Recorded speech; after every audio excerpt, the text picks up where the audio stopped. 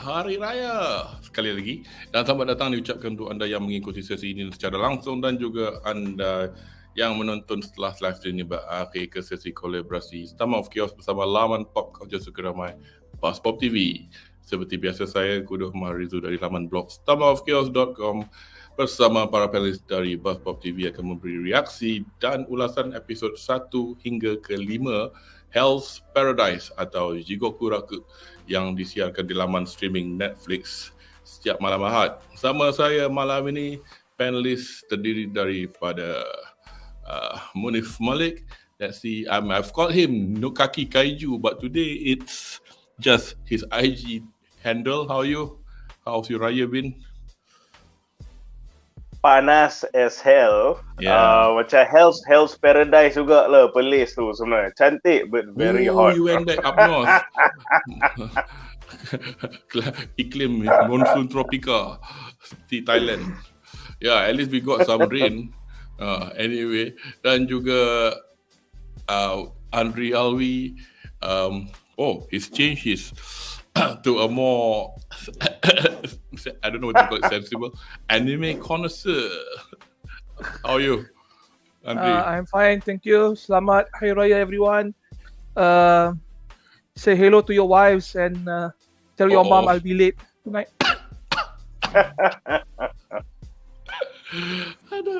So untuk makluman anda yang belum pernah mengikuti sesi ulasan perbincangan kami akan mengandungi spoilers yang berkait dengan episod-episod yang diulas dan juga kepada anda yang menonton sesi ini. Setelah live stream ini berakhir, sila langgan kepada laman YouTube STOMACHOFCHAOS dan juga BUZZPOPTV supaya anda tidak ketinggalan untuk menonton live stream kami yang akan datang. Dan jangan lupa tenyah butang like. So without wasting any time, kita akan memulakan sesi kita dengan reaksi satu ayat.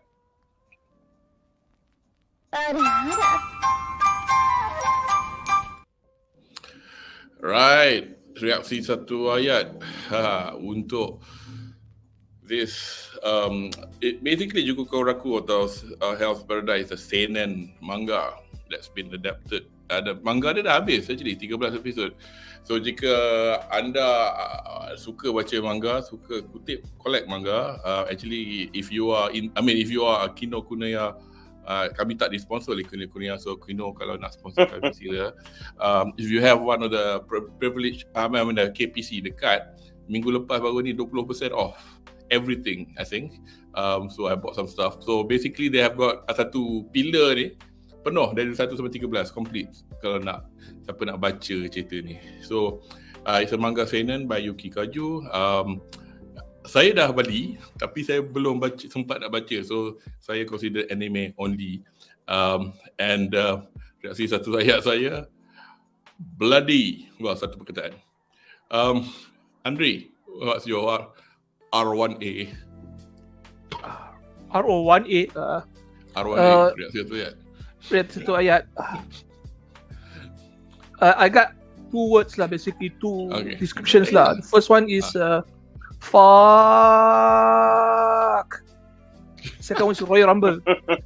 Because I only watched the anime, I have not much expectations. But only reason why I'm watching this in the first place is because slim pickings for this season. There's a lot of titles, but a lot of them are not so good. There's Rie Takahashi involved in this, and Studio Mappa is involved. So that's like 2+ things that you cannot go wrong lah. So I was pleasantly surprised since episode 1 how good the story is. It is actually. It is actually. If it's something that people ask me how do you describe it, I say it's like Terraformers meets Basilisk. Another ninja anime yang dulu lama-lama. Munif, no, I guess I know what you're going to say, but go ahead. Kepada penonton di rumah, Munif here is our manga reader. He's read the whole thing, I think. Haven't you? Yeah. So it's just big coincidence. I didn't even know they were going to release the anime, but I literally just finished reading it couple of months before the announcement was made. I was like, oh, great. Okay, so untuk reaksi satu ayat. Okay, macam obviously both of you guys like what you've seen so far, kan? But imagine as a manga reader, my reaksi satu ayat is it's starting slow but it's getting there. So can you imagine what's gonna happen lagi in the future episodes? So if what I'm seeing so far, you know, in hindsight with knowing what I know then again, is that it's to me starting slow, but it's getting there. It's all about escalation cerita ni. I did notice macam hari tu on Sunday I watched episode 5 like okay, I know the thing is when I've read it up to volume, I definitely finished volume 1. I can't remember whether I've started volume 2 or in the middle of volume 2 or not, but so I'm not too sure where we are at in episode 5 compared to the manga, but nonetheless I got a feeling I probably read about the same amount of stuff because, like you say, it's slow escalation at the moment because they've kind of figured out certain things, but not really knowing, you know, other than the everyone for themselves fest, which we shall talk about in a bit. So we've not seen much yet. Okay. We're going to talk about that dalam kita akan ke episod pertama sampai ke 5 selepas ini. Tapi sebelum tu, let's see what we have from chat. Category the Great, yes, Hell Paradise, memang Hell and Paradise macam sini lah, tengah hari panas, petang hujan. Like I was like literally a tap open from the sky. I was drenched like crazy just now. Mofa, nak dengar benah dulu baru nak tengok anime sebab takut tak best. Pergi tengok best. That's why we do this. Manga dia best ke kalau tak nak baca juga. I don't know. I'm the sort of person that I'm interested to read the manga and lepas tu ada kemudahan nak beli kan, tapi at the moment saya tak sure kalau selain daripada laman web yang kat mana lagi nak tengok, because I don't think it's in Shonen Jump Plus or any other. You read it physically or you got it digitally, Munif? Digitally actually, but I have to say kalau kau tanya pasal nak baca tak baca, aku boleh cakap macam ni lah. Even though anime dia memang it's in good hands sebab MAPPA yang buat kan, but no way dia boleh replicate the level of artwork as how it was hand drawn dalam bentuk manga. Sebab some of the spreads is jaw dropping. Some of the spread aku tengok, what the hell, cantik gila saya artwork dia. So for that alone memang berbaloi beli. And the second reason aku boleh cakap is that maybe this is just a personal thing lah, tapi to me aku suka baca manga first sebab aku nak tengok this is how the mangaka intended it to be, visual wise and story wise kan, because the anime is in more sense and one is an adaptation kan of that. So kadang-kadang the best story, so kau memang akan lagi feel kalau kau consume dia punya manga dulu as how it is intended by the original creator. Lepas tu then the anime will further enhance that. So then you add the kinetic animation and everything lah. So bagi aku cerita ni memang best. So if you are manga fan like me, aku rasa kau akan find it worth it untuk baca the manga. Yeah. I think I would definitely agree with you. I mean, bukan aku tak nak baca sebab bosan ke apa, but too much things, too little time. Lastly, Caleb Paul, selamat Hari Raya. Selamat Hari Raya to you too. Okay, I think we've got all that from chat now, and might as well kita get the ball rolling to episode yang pertama.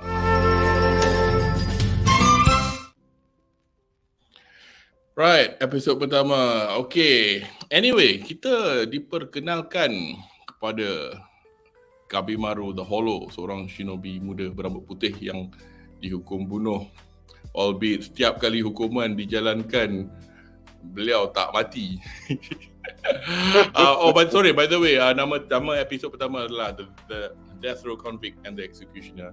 Shisaijin to Shikonin. So anyway, let's start with Anri, since you are at the top of the photograph. First impressions of this chap, of this,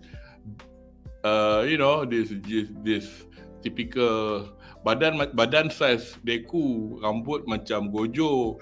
Anyway, that's enough similarities. Don't try to cover it.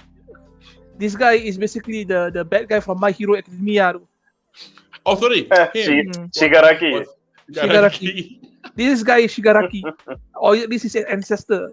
But I have to admit his character design is a bit too simple if you ask me He is supposed to be pale.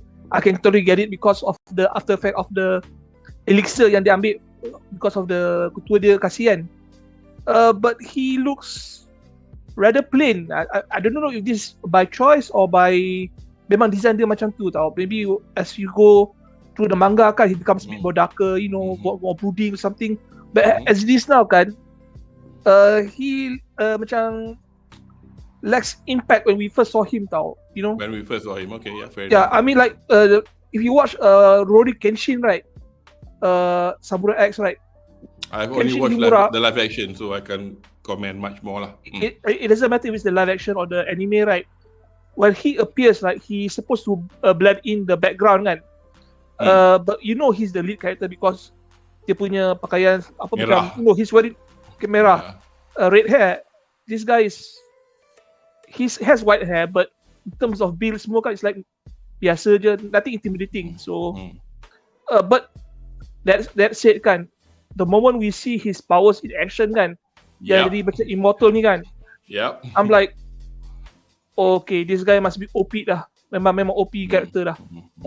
The fact he has immortality already gives him like hands above the rest advantage when it comes to shinobi.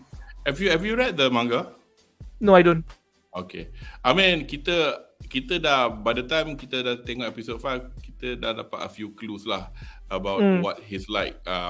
But bearing in mind that he, as a shinobi, he macam just like Naruto. To any of you Naruto fans, I mean he can do ninjutsu, so he's got a bit of that as well. But obviously Munif will be doing the correcting for any us anime only viewers kalau buat mistake. Tapi of course he will not spoil just in case the exposition to. But we have clues about this elixir in Igawakure, which is I have a few theories lah. As the series goes, you see a lot of things intertwine each other. Munif, you got anything to add to Gabi Maru? First impression. I mean, even when you read it, the first few chapters, what did you think of it?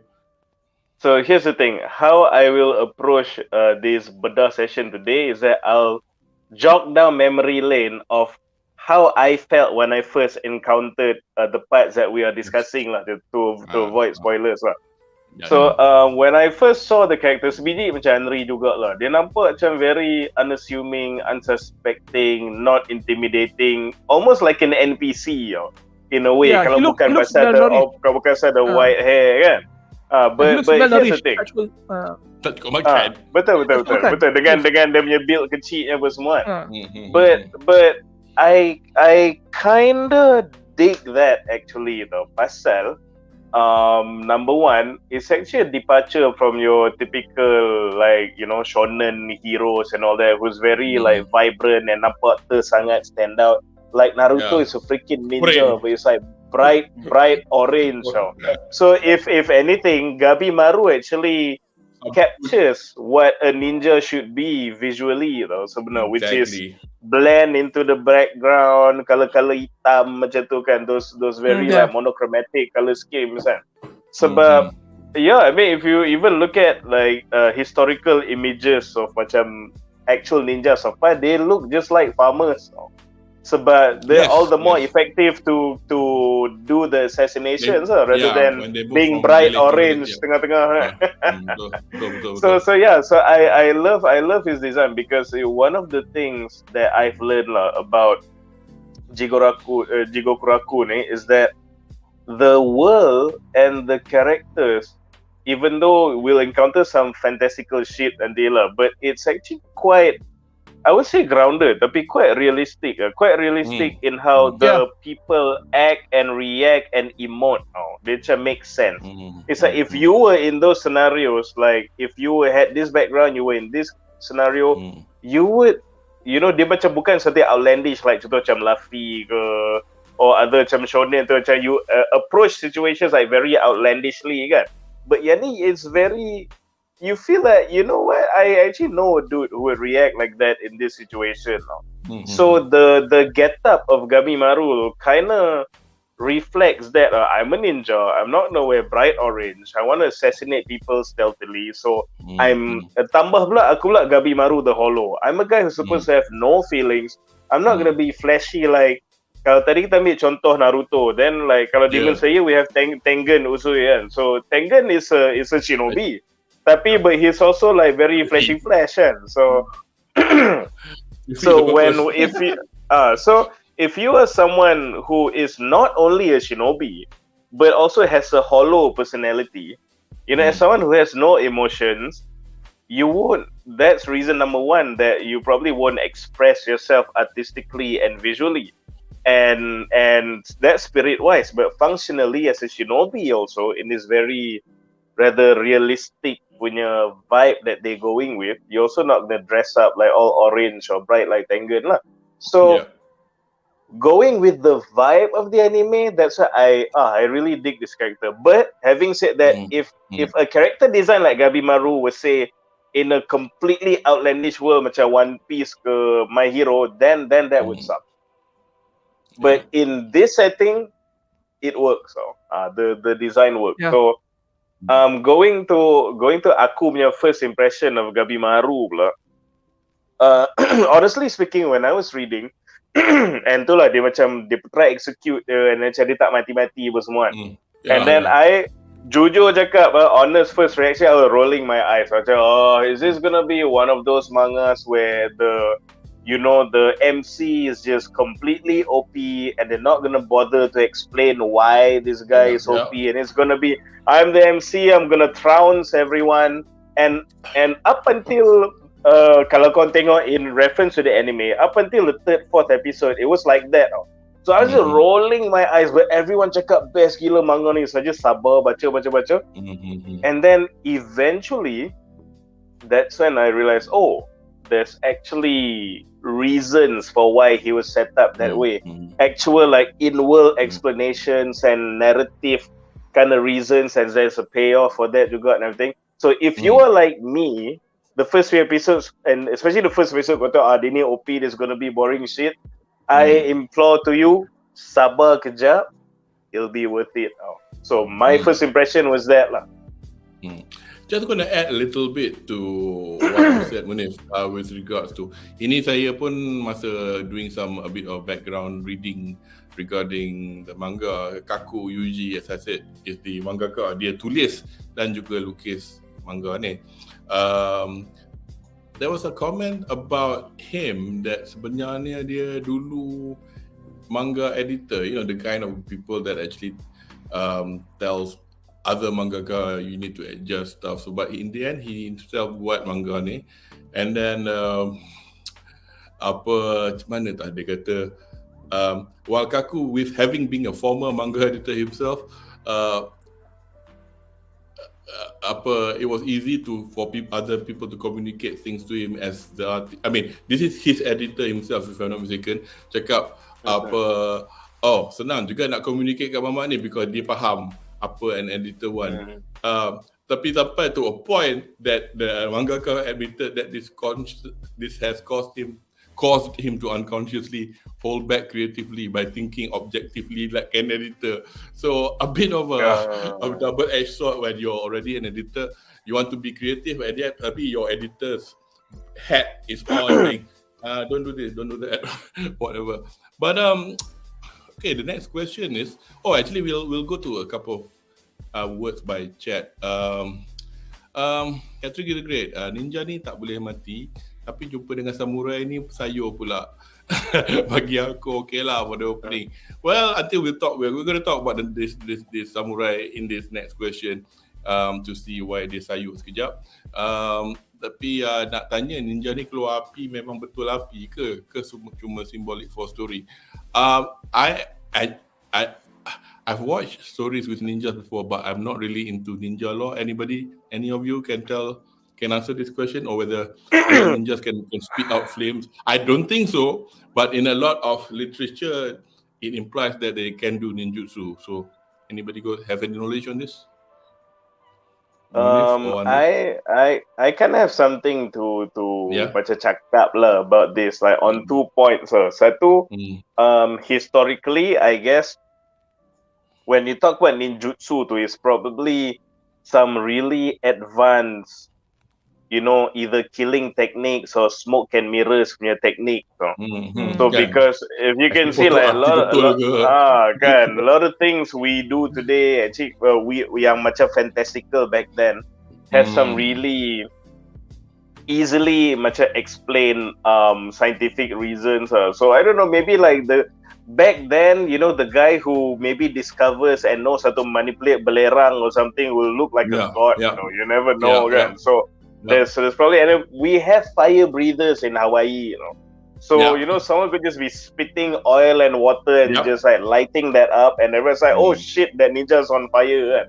So historically, macam it's not. Bukan kata ninjutsu tu is what kan? Tapi kadang-kadang I feel like ninjutsu tu it's a very clever smoke and mirror technique. So sometimes that could help you even win battles without even like crossing swords yet or something. Because people will be so in awe, they'll just give up. Okay, whoa. I'm fighting a god kan, macam mana kan. But okay, dalam imagine dia belerang sikit, betul speed up oil. Boom. Anyway, so yang tu more to the historical point lah. Tapi kalau cakap in the anime and manga pun, macam mana aku boleh cakap macam ni lah.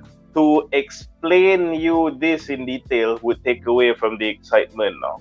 Sebab 4-5 episodes in, dia tak cerita lagi pasal dunia ni punya power system lah. I see. Yeah. So that is the ninjutsu yang dia buat, and how he's getting hurt by this but not getting hurt by that, semua tu kan. That is part of what makes JIGOKURAKU ni interesting. So aku tak nak cerita pasal you will actually enjoy when you just follow this manga, because macam cakap, trust me, aku pun macam macam nak, how the hell is he combusting himself kan? Aku tak suka kalau ability tapi tak explain tau. At least paling kurang cakap lah devil fruit bagi you mystical power whatever kan. So aku memang baca the first few chapters, so memang in frustration, this is gonna be one of those mangas kan.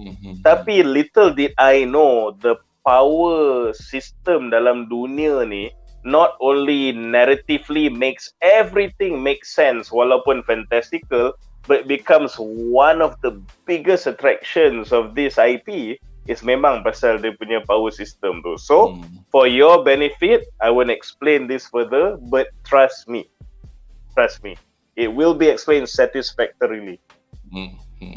Nice one, thanks Munif. Anyway, we're going on to the next question. Basically, our overlay yang sama lah juga. Okay, there was a short comment from Grey Line between agreeing that she can't stand OP main characters. So basically next question, again sebagai episode introductory, soalan pun macam introductory juga. So we've got the girl in the bottom overlay, Yamada Simon Sangiri, seorang Algojo dari keluarga atau klan samurai Yamada Simon yang dikenali dengan keandalan menggunakan pedang sebagai senjata. So he said basically the Yamada Simon is a dojo, and it's got a bunch of samurais in there, and they're not just executioners, they're not just swordsmen or swordswomen, they do other stuff as well. But anyway, pandangan, first impressions anda. So basically sekali lagi, I'm going to switch it off and start with you again, Munif. So when you first saw her, what was your thoughts originally? Well, dia macam mana, I was very conflicted with the character of Sagiri ni when I first will reach to the point where the anime is reaching lah. Pasal masa they first appear, you see that she's really determined and stoic, and macam bila she unsheath her blade, is one of the few people that actually, in fact, so far, it's one of the probably only human characters yang buat Gabi Maru berpeluh, cemas. Orang lain ketuk-ketuk dia, whatever kan. Tapi Sagiri buat, dia macam take notice, and even tengah lawan pun macam, she could have fucking killed me a few times lah, apa semua. So when we were first introduced to Sagri, when I first saw Sagri, I thought, oh, this is gonna be one of those macam really boss female characters lah. But then like almost a split second later, then you see her with all her doubts and insecurities, and then we found out like her fellow assignment macam do raining her with like you know, the patriarchy lah, macam the patriarchy, and then being all sexist with her, and then she actually terkesan with those things. Lepas tu even her internal conflict pun macam dia macam, oh you are a freaking samurai executioner beheader, tapi macam you feel bad about killing, you feel insecure about killing. So aku macam, my first impression was, what's going on with this character? So I thought, is this like bad writing or something? So that's how I first macam, the character feels like very inconsistent. What's going on with her? Yes. So kan, but this is not a spoiler lah. But cakap, not far from here, you will find that actually macam aku cakap, JIGOKURAKU is not about making two-dimensional cookie cutter characters. So JIGOKURAKU is all about that realism. So macam for every, think of the people you know in life. Who is exactly like a singular personality though? The hottest girl you know will suddenly be so insecure about overeating during Raya. Oh my god, do I look bad or whatever? The most athletic guy you know will be so insecure juga pasal, oh, you know what? I didn't make it to the national team lah, but this guy easily masuk. So, I later found out that my first impression was that I thought the character was very inconsistent because of bad writing. But I would later find out that not only that this is actually by design, and it will make you relate more to the character, trust me, as you go. But you know what? The genius of this manga is that I thought that was the best as you can be. Well, macam conflicted. But I see it's about making the character real, kan? But eventually you will see there's actually a really big narrative reason why certain personalities are so. There's a really, really big reason why certain personalities are so, and there's payoffs to these things that makes you wonder. So the personalities of the characters and the payoff at the end of their journeys or whatever nanti, and is one of the reasons why bagiku this manga is really, really good. Khusus macam Kudo cakap, because this guy is also an editor himself. Everything from the power system to the personalities to the general narrative and how it gets tied up nicely together. Memang crisp gila, and I really think it's helped because this guy is an editor. So memang cantik lah. You will see lah. You'll feel conflicted like me about a personality, but again, just trust me when I say it's not because of bad writing. You will see. Okay, cool. Anri, have you got anything to add about what your own views on pendapat, first impression lah pasal our when I first saw Sagiri, right, we all know that this is the main female character lah that's going to take center stage in this whole story. And yeah, I had my concerns about the character lah. Munif said it best kan to describe this girl kan, she's inconsistent now. The first time kan, we saw her right in action kan, we were led to believe kan that she could actually kill Gabi Maru tau. Masa dia nak potong kepala dia kan in that final episode scene, right? And then there was the scene where mereka berkumpul ramai-ramai tepi pantai, and then later on pergi dekat the island itself. And then she was like having doubts, and she was like powered down, like half her power. Nangis is one thing lah. It's like when she hold the sword, right, there's no strength to it now. She had doubts. Okay, fine. I dig and understand the fact of her guilt on executing people, but she was not actually that bothered when she was trying to perfect her art. So there was some conflict of points of interest there now. She wants to be the best executioner, but she was worried about the executioner's punya what you call that, last minutes of living lah. Don't want to kasih banyak seksa lah for some reason. Yeah, and then she was bothered by their death, and then nampak pedang kan, the blade will show you the truth and all that stuff. If she is truly dedicated to her art, right, she wouldn't have these thoughts at all now. I mean, a lot of the convicts kan, who were as sick as fucks as they are, right, they were actually true to their nature tau. They kill because they love to kill. They had no issues, and they were consistent on their punya characteristics tau.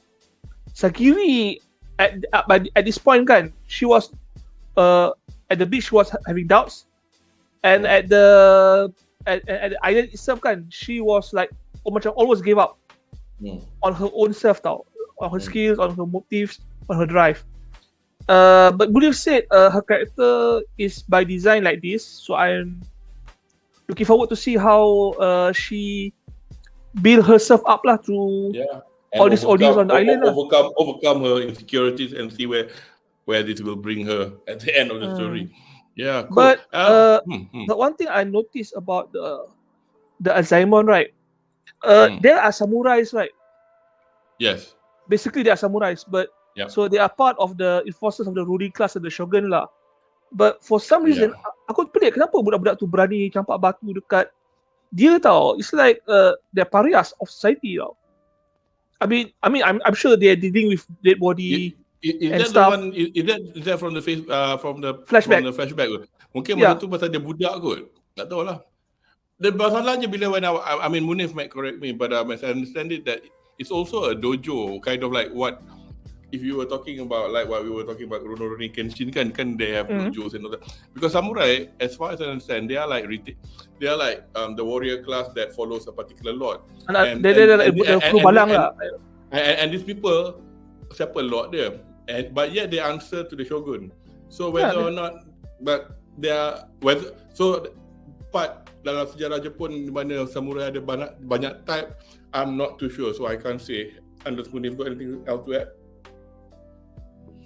I mean, from memory lah, if I recall correctly, pasal it is like what Kudo said lah, sebab they serve directly under the shogun, but as consultants, because they're so good at what they do, at beheading and executing, so they jadi macam your in-house consultant lah, macam tu. So that's not to demean them or anything, but their position, their dojo's position in relation to the shogunate is important, but they're not royalty themselves lah, basically. No, they're not. So because kalau kau punya, if your lord dies, you are like pariahs, macam 47 Ronin.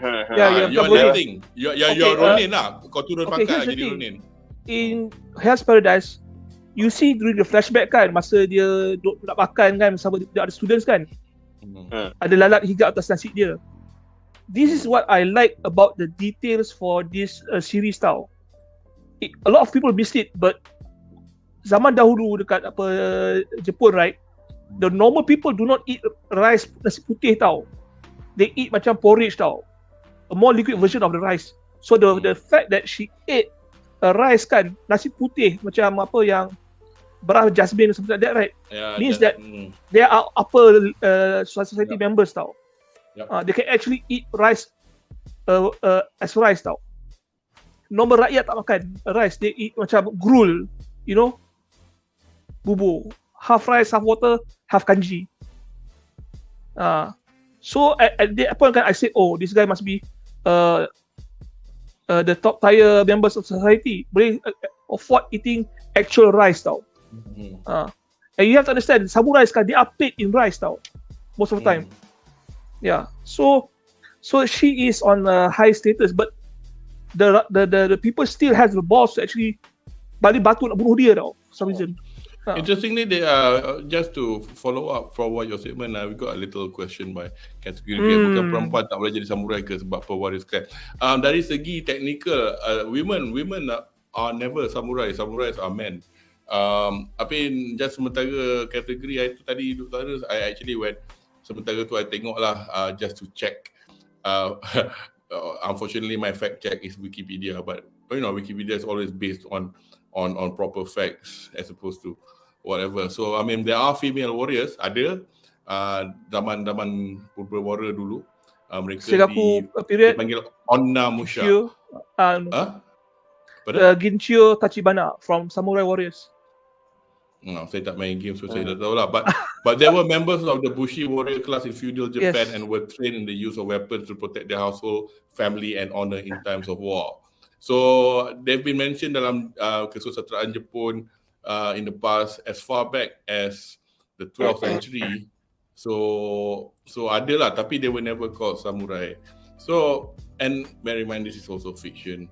There's another question here dari Mofa, soalan menyimpang, tapi I guess tadi Munif dah ada sebut pasal manga. Dia kata kenapa manga yang lukisan dia lawa semua susah nak divisualkan ke anime secantik manga? Adalah sebab pembuatan anime tak cukup atau ada sebab lain? Okay, I nak padam ni pasal kesian Munif, muka kena tutup. Nak senang macam ni je lah. The long and short of it is, yes, bila manga tu cantik, detail kan, dan bila kita nak buat animasi lukisan kena ada depending lah how many frames per second nak buat, tapi saya tak tahu. Tapi kalau nak ikut filem, at least 24 frames per second. So can you imagine having to draw 24 versions of the same detailed drawing for every second of the film? Susah. Lepas tu kan orang duk komplain, apalah anime ni pakai CG. Dia nak kena mudah. Boleh juga nak buat, tapi anime satu episod tu agaknya 5 tahun lah siap. So kita kena fikirlah cost effectiveness of trying to draw everything. So that's why diorang cakap macam mendiang Kentaro Miura punya Berserk, lukisan dia cantik, detail gila, tapi anime dia hampas gila. Diorang cakap CGI dia tak apa-apa pasal diorang tak boleh nak buat sebiji macam mana Miura lukis. Kalau nak balik kepada sesuatu yang kita pernah tengok recently is Chainsaw Man. Okay, Chainsaw Man pun orang duk komplain CG lah, apa jadah lah. Kalau siapa ingat episod pertama yang dia dalam warehouse yang dia kena attack dengan the zombie devil tu, dengan banyak zombie bertimbun-timbun. Kalau buka panel tu kan, punya detail what's the name of the mangaka? God, Fujimoto is it? Anyway, dia punya drawing, bayangkan, and benda tu semua bergerak. So bayangkan nak lukis setiap benda tu. So because studio pun nak make the adaptation, nak secantik manalah yang dibuat oleh mangaka tu. To do it justice. So they will employ the best method lah. Tapi memang susah lah. Long and short of it, memang susah nak buat. So kalau lukisan awak macam kartun, senang sikit. Yes, you want to add something? To add to that, to what Kudo already says, memang spot on lah. Sebab macam Kudo cakap, kalau kau baca Berserk kan, again cakap saya spread kan, kau tengok some of them punya spread sudah macam that's a masterpiece level artwork now. And even kalau bukan Berserk, kalau kau tengok Naruto, you know the iconic scene of Pain masa dia terbang over Konoha, yang dia ready nak Shinra Tensei the whole village kan, yang nampak every ketul-ketul, every single building dalam Konoha tu nampak kan, that big Naruto punya spread tu. Kau imagine nak lukis balik those things macam 20-30 more times, nak repeat a masterpiece 30 more times with slight variations, just untuk watak tu bergerak sikit. So it's just kau kena satu episod tu selang 5 tahun dapat lah episod baru tau. That's one thing. So logistically it doesn't make sense. Tapi the second factor ni aku nak tambah ni is that as a person who studies artist, who likes to lukis myself, who actually draws for a living juga lah kan, is that it's all about the stroke. Sebab bila kau tengok drawing kan, kau tengok in a character or okay, another example, kau tengok yang orang selalu buat, dia ada katalah macam One Piece kan. Okay, ni yang Oda lukis kan. Lepas tu ni yang pelukis Bleach lukis. Lepas tu ni yang Sunken Rock dia lukis. Tiba-tiba yang ni mangaka ni pula lukis.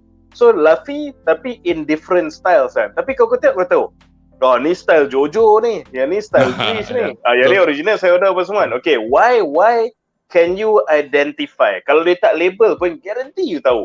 Ni Luffy Jojo version. Yang ni why can you tell? Is because directly from the artist himself or herself, the mangakas, is the stroke. So bila kau buat anime, it's not the mangaka drawing the thing. So so dia punya original stroke tu is not there. So sebab tu, however they try to replicate balik the manga in anime form, kau takkan ever dapat tangkap that essence. So because the stroke is unique to the artist. So number one is that logistically, macam Kudo dah explain tadi, doesn't make sense untuk nak cuba replicate a masterpiece 25 frames for one scene. Secondly, kalau dia nak buat pun dia tak boleh, because unless the mangaka himself goes and lukis for the anime. Dia pun malas because you can't replicate. You cannot replicate the strokes.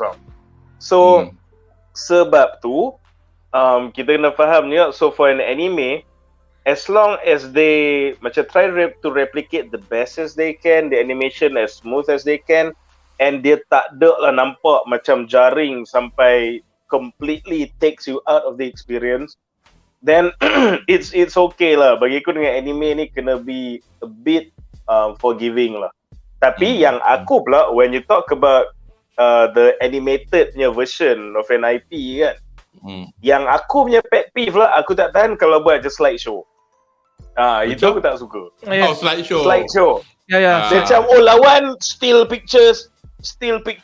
Baik aku baca je lah macam ni. Tapi itu memang taktik anime lama tau. Macam if you watch like even up to 90s anime, or even studio yang don't have enough money, kalau sedang je diorang pergi bandar, kat belakang tu orang semua berdiri tak jalan. Whereas if you watch the someone this one. So that's me. Can you I'll mute you. Okay. So kalau siapa yang tengok Chainsaw Man, like Mappa went out of its way, dia punya CG kat belakang tu, kalau dia orang dalam kereta Makima duduk macam tu, orang belakang tu semua tu berjalan tau, pegang anak, angkat anak lah. Itu dia orang nak invest their time into it. Tapi at what price? Dia orang kena balance lah. I mean, in fact, tak banyak. I mean, just one more contoh is My Hero Academia. So last year ada orang, masa dia orang tunjuk, bukan last year, I mean when they showed the second core, if actually no, the first core for the last for season 6 itu, yang masa dia orang scene gaduh lepas Shigaraki escape from the hospital tu. It's like orang semua marah, apa ni tak cantik lah, because dalam manga kan cantik kan, gambar angle, pakai kamera wide angle, kepala besar, kaki kecil and all those lines, because that's not the style of Bones to draw it like zaman Feast of the North Star, tumbuk ada garis-garis. Tapi yet if you do that, it'll be nice. Tapi and then diorang gaduh siang. Bila gaduh siang, langit biru kan. So bila tunjuk dalam anime ada colour, nampak bosan lah kan. Because if anybody does photography, okay, kalau kita pergi Jalan Tunku Rahman tengah hari, tangkap gambar, as a photographer, I feel hamba tau, regardless of what. Tapi why don't you go there at dusk? Orange tone, kan? All those things make a difference because certain neon lights start lighting up. Gambar sama juga, area sama juga dengan animation, I guess. But because dah cerita tu set at 11:30 in the morning, takkanlah aku nak pandai-pandai buat macam tone orange macam langit tengah turun kan. So benda-benda macam tu lah. So it's like chill lah ni. That's how it is lah. I think we better move on forward because otherwise we will... nanti I want to add lah. JIGOKURAKU ni kan, they're doing a good job. Mappa is doing good job when it comes to releasing out episode. I found out a few days back yang someone posted that episode 1 was completed like what, 2 months ago. That's quite recent. That's what happens when you have that's what happens when you have a studio that has too many projects. I mean, that's what happened for Chainsaw Man pun. In fact, some of the later episodes 2 minggu sebelum tu baru siap. If the studio macam cuti 2 hari because of COVID outbreak, whatever it is kan, you will not see an episode next week or something like that. It is that tight. Yeah, and bearing in mind, not that I've heard of any announcement. Sekarang ni Golden Week dekat Jepun. Golden Week ni like 3-4 public holidays dekat-dekat, and then manga pun, if you are expecting a new chapter out this week, it'll not come out. It'll come out the week after, things like that lah. Tapi it's Golden Week, ada orang, so dia orang sometimes manga episode pun tak ada. Tapi we'll see lah. Just a quick one, senang-senang. I mean, kadang-kadang mangaka tak nak manga dia orang dianimekan. There might be the case. Saya personally, saya tak tahu. Dan juga dari Wan Faris, dia katanya panelis akan bincang Oshinoko punya anime. Kita orang pernah mention lah. It's actually it's surprisingly a good first episode. Tapi daripada situ saya dah agak, lepas cerita ni it will go a slightly different slant because it does appear to be like a revenge anime. Saya tak tengok lagi the subsequent episode because saya tengah cuti ni, so benda macam ni boleh tengok later. But probably tak kot. But we'll see lah. If I hear anybody dalam BUZZPOP kata, "Woi, jom lah borak about it," we'll probably talk about it, but we'll not talk about it every week. Do you cry in the first episode? We have watched. We have discussed this, tapi sebut 3 kali. But I've watched the first episode. I know you watched the episode. Everybody watched the first episode. Semua orang menangis lah, whatever it is. But there you go. We'll end it at that.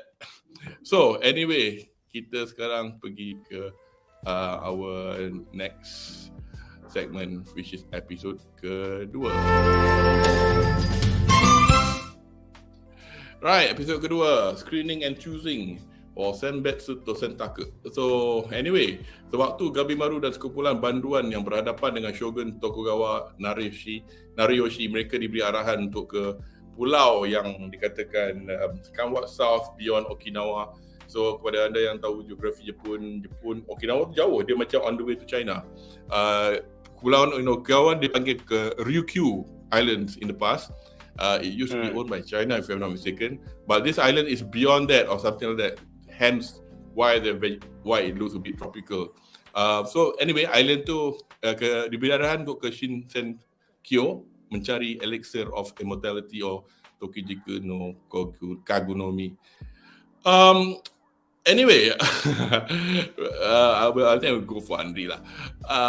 Obviously, so at the bit where the Shogun give the, smugly giving the instructions, adakah anda menyangkakan aktiviti secara kumpulan yang berlaku immediately after that?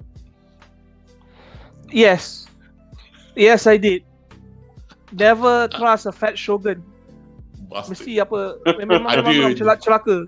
That guy, you see him, right? You know he is the type who would fuck you up at all levels tau. I'm pretty sure you bring back the elixir, he will not kill his promise, he'll kill you.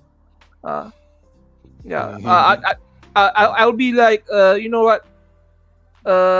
I'm just going to go to the island and get the elixir, and after that, find my way out lah. I'm not going back to Japan. I'll go back to China, or Taiwan, or Philippines, or Singapore, wherever it is lah. But not to do that fat guy lah. But he's crazy.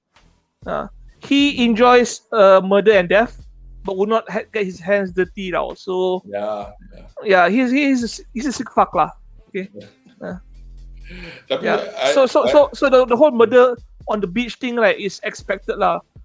Plus, when you put a room full of murderers and criminals and rapists, and you expect some sort of order, the only order you're gonna get is the order of killings lah.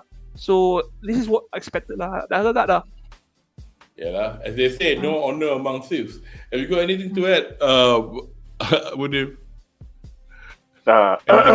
Masa back when I was reading the manga and reinforced when I watched the anime pula is apa tau? Sebab kalau kau ingat you remember the briefing from the Shogun? Dia kata from the representative lah. Apa dia kata?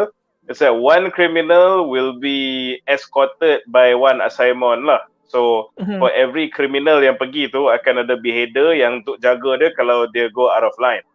And I'm like looking at the whole setup. And aku fikir there's no way there's enough assignment for this huge groups of criminals sih. So dari situ aku cakap something's gonna happen. Dia ni akan kena thin the herd confirm. So assignment ada sedozen lah. So the criminals tu banyak gila ni mampus dia orang ni. Memang akan jadi Hunger Games sih. And and so it did happen.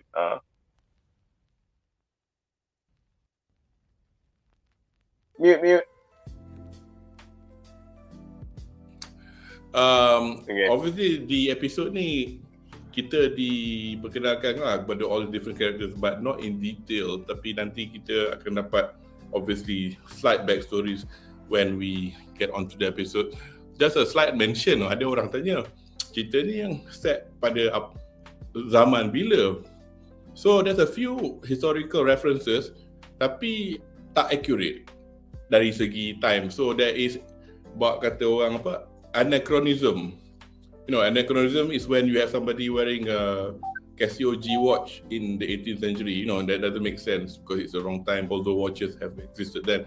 So kita tengok dengan nama Shogun ni, Tokugawa Nariyoshi, dia memang wujud dalam sejarah Jepun, tapi abad ke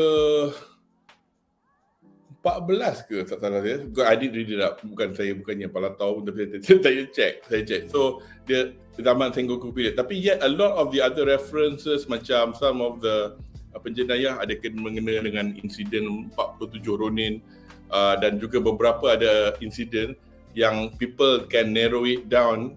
I think somebody spokesperson dari Viz Media kata bolehlah kita kata abad ke-18, which is 17 something.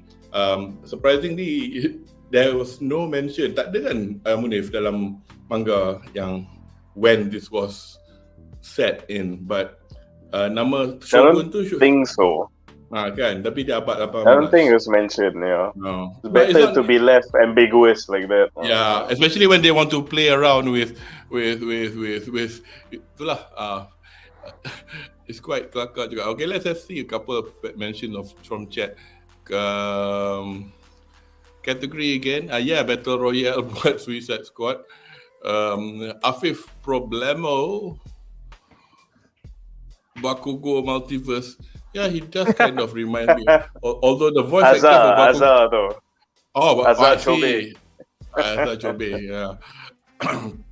Although the voice actor, I don't think he's in this at all. Category again, waktu kena curse tu memang lambat hidup lagi orang yang balik tu. I think at this point of the story kita tak tahu what's what. Why some of them dah mati, why some of them hidup lagi. So I think we'll just have to wait because even up to episode 5 pun diorang macam masih still figuring things out. So anyway, it's nothing much in this episode, just the fact that we get to see some spectacular animation with lot of red ink. So kita pergi ke episod ketiga.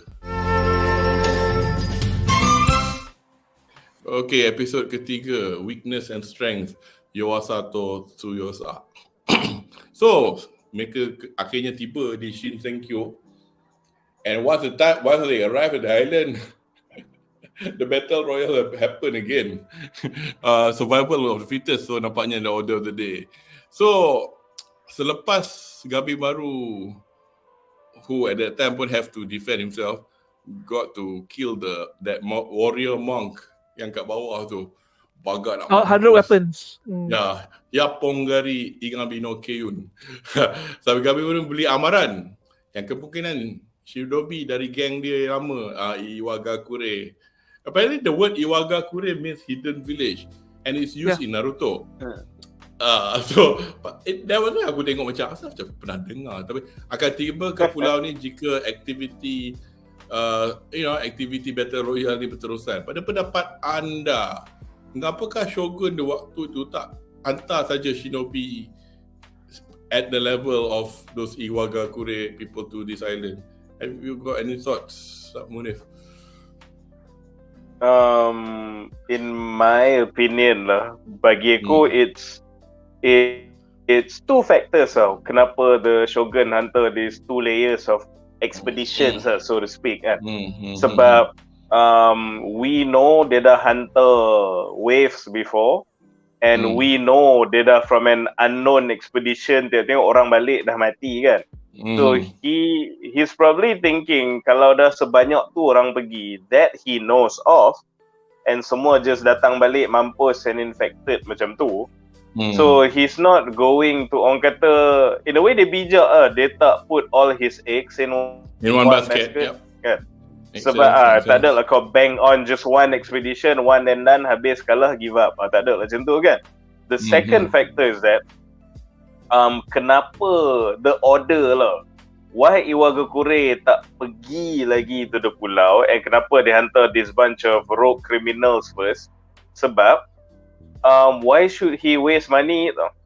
Sebab katalah this rogue criminals motivated by the promise of freedom tiba-tiba boleh do the impossible, jimat duit aku, tak payahlah nak hire because bear in mind Iwagakure they are basically consultants tau.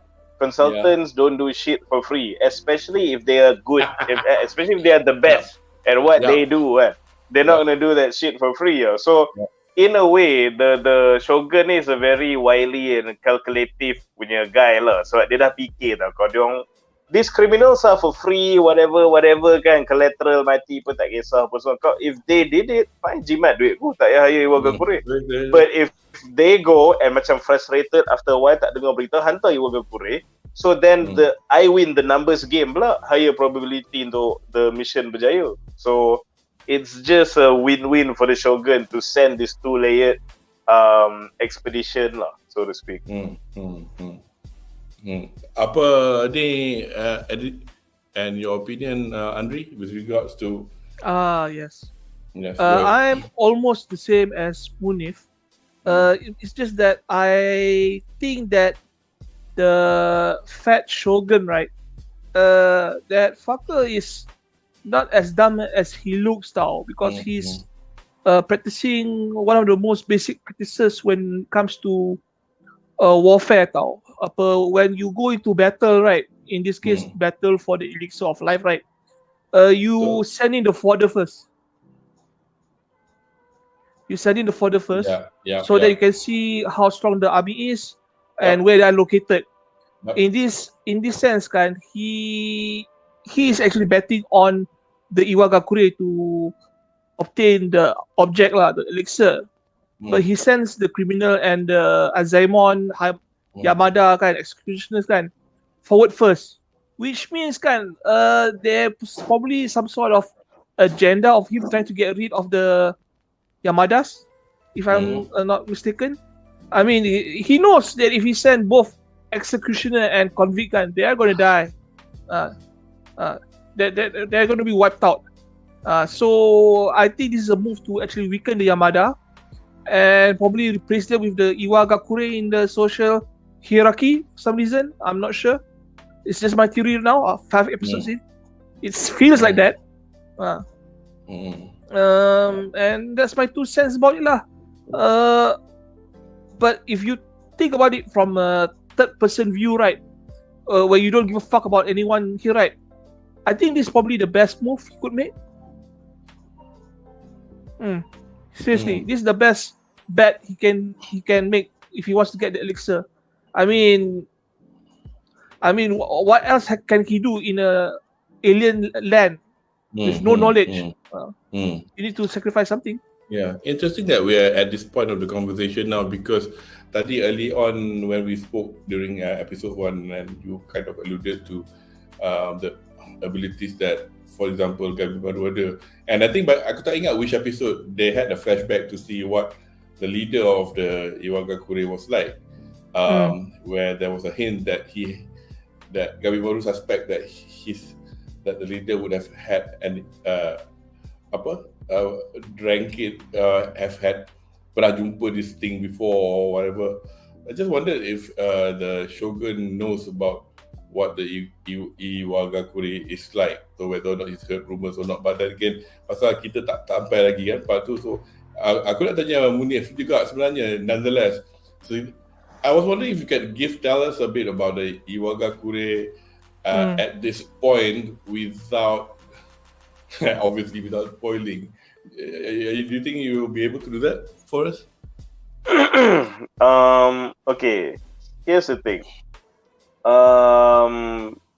When at this point, when I was reading the manga, and then bila masuk cerita pasal, it's like two, if you notice, there's two simultaneous things. Number one, when it comes to the mysticism of the manga lah. Number one, you have this mythical elixir of eternal life kan. Yeah. So yang kononnya boleh grant immortality. At this point, everyone was like, wait, does this thing even exist? But then on the other hand, the other parallel is that you have Gabimaru say that, you know what, I've seen my Tok Guru done some crazy shit. Yeah, he probably, So cara kata, he probably means that thing does exist and he actually has access to that somehow. But how to say, while watching this show, you need to keep, dia bukan like keep separate tau, tapi why I feel at this point that the emperor actually didn't suspect that the Iwagakure, had the thing to begin with. Kalau tak, dia suruh Iwagakure serah lah. Arahkan dia punya shogun army pergi serang Iwagakure, lagi senang kan daripada pergi to some weird island kan. But this is so far is just speculation from Gabimaru, who is actually really close to the Iwagakure leader. So he's seen shit. So this is why he's deducing that maybe because of the abilities he's seen done by the leader, to that maybe he has a elixir. But on the other hand, the shogun has never seen these guys in action. The shogun, as far as he's concerned, I ask you to hit this clan, to kill this individual, to do this and that. They just come back with a report of a result. In the shogun's eyes, he probably didn't even know that the clan leader is displaying this mythical level abilities, because if he actually knew that the Iwagakure leader was macam nampak dia kena tikang kepala macam tak ada apa kan, Iwagakure akan kena serang. But the fact yang dia not only tak serang Iwagakure, but actually will probably get Iwagakure to go as a second wave, shows that the shogun doesn't know to what extent the mystical abilities possessed by these shinobis lah sebenarnya. Having said that, macam aku cakap, there are two parallels right now going on. Is that number one, is the one part of the mystical thing is elixir life, but the other mystical thing is this jutsu, and these unnatural abilities of some of these characters that we see so far. So in a way, these two factors are somewhat separate, but they will tie in to a certain narrative juga nanti lah. Eventually, you'll see it. I see. Yeah, we got a couple of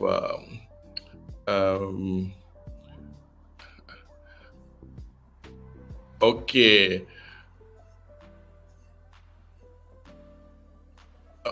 One Faris actually. Finally, saya rasa Gabimaru dan Sagiri akan fall in love tak? This is fall into spoiler territory, but anybody wants to give a hint or guess or theory Yokohama? It's a popular ship lah, hands down lah. It's a popular ship among the fandom. But I must say that the benda issue pasal relationship ni pun is also kind of an important theme dalam Hell's Paradise ni lah. So whether dia akan fall in love ke tak, aku tak nak cakap. But there will be relationship thingies going on, and not just limited to these two, that will actually have quite the implication to the narrative. Because at the moment kita fikir macam Gabimaru dengan bini dia cinta utuh, tak akan letak that kind of thing, because that's his drive at the moment to stay alive.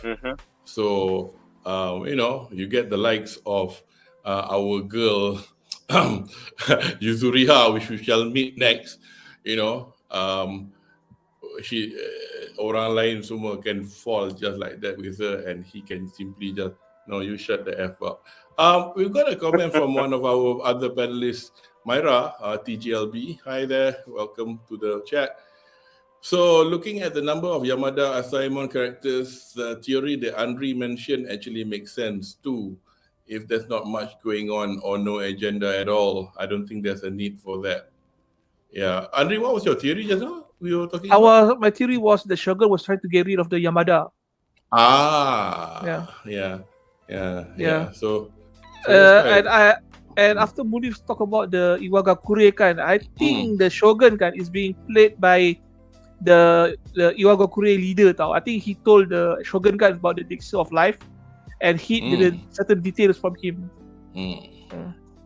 Anyway. Also to add on the previous question it doesn't matter if Gabimaru or Sagiri fell in love. If Gabimaru nak kahwin dua, during this time polygamy is allowed in Japan. At that time, that multiple wives are allowed. Yeah. Haram. And Myra got something to add with regard to the question just now posed by Wan Faris. I feel like it's Gabi X Sagiri macam Ijiko X Rukia je. You mean tak akan jadi. It's the main ship, but ship by fans. It didn't say. By fans.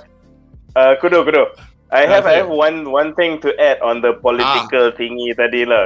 Please. Because from the Grey Lines punya comment and also Anri punya theory tadi, again without spoilers, I'm just gonna add fuel to the fire, so to speak.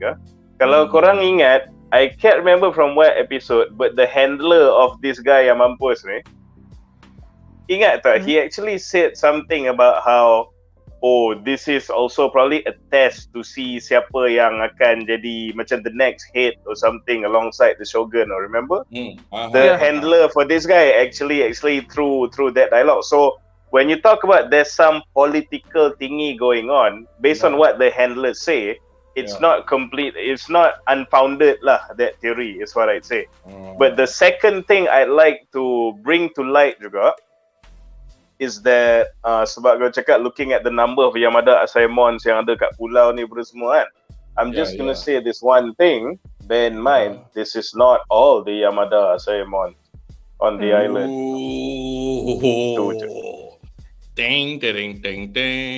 Okay, there's one more comment here by Afif. Problemo, plot twist Asaemon yang pakai eye patch paling tak expect. I'm half ingat tak ingat. Which one is this? The one who got eaten. Was he eaten? Yeah. Tenzai. What was he eaten? He was. Yeah. He was handling. He was handling that mountain giant. Right. Roku Gato. Dia sampai je kat pulau, dia tengok tiba-tiba macam that mountain guy, he will never move or do whatever until he's hungry tau. Kalau kau ingat masa the Hunger Games tu, dia baring lah. Dia baring, ketuk-ketuk dia tak sakit kan. But then bila sampai kat the pulau yang Tenzai tu, Tenzai tu dia selalu duk seksis dengan Sagiri tu kan.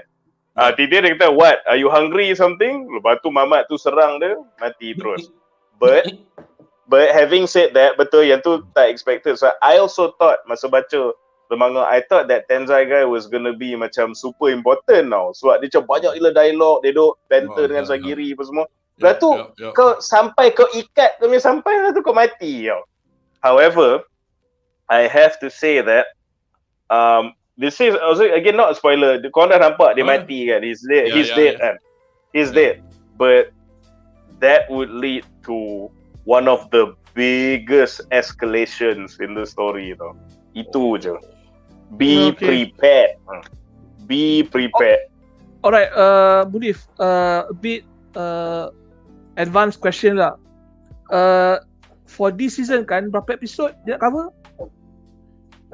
You mean berapa sih? Ya. Aku lupa nak kira. Pasal I'm not sure if it's 12 or 13 episodes. Because my manga is at home, is back in England. So dia ada 13 volume. But I do not know episode 5 sampai volume mana. So at least to have an estimate whether or not there'll be a season 2 or not. Do we or at least kan, is the first 12 episode the first season or the first core, something like that? Because this thing is progressing so slow, they're dragging things out at their own leisure, which is not a problem if the writing is good, and it is so far. But I'm just curious kan, do you think this one will extend like 1, 2, 3 seasons? Here's the thing.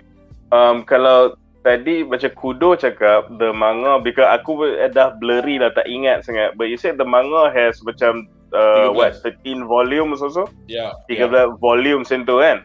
Tapi when we're talking about chapters pula, from what I'm seeing, where we are right now, I think dah lebih kurang berbelas already tau. So it feels macam slow pace a bit, but they've actually like covered quite a bit without really macam, they're quite efficient lah. Aku tak ada rasa macam they're skipping so many things, but at the same time they have covered I think berbelas chapter juga lah actually. So I believe the pace is going quite well lah. It'll probably be a 2-3 season thingy, but just short and sweet and macam just nice lah. I think that's where we are headed to based on the pacing I'm seeing so far. Okay. Because it's not an awfully long story juga. No, it's not. Which is to me one of the good things about it, that it doesn't drag lah apa semua.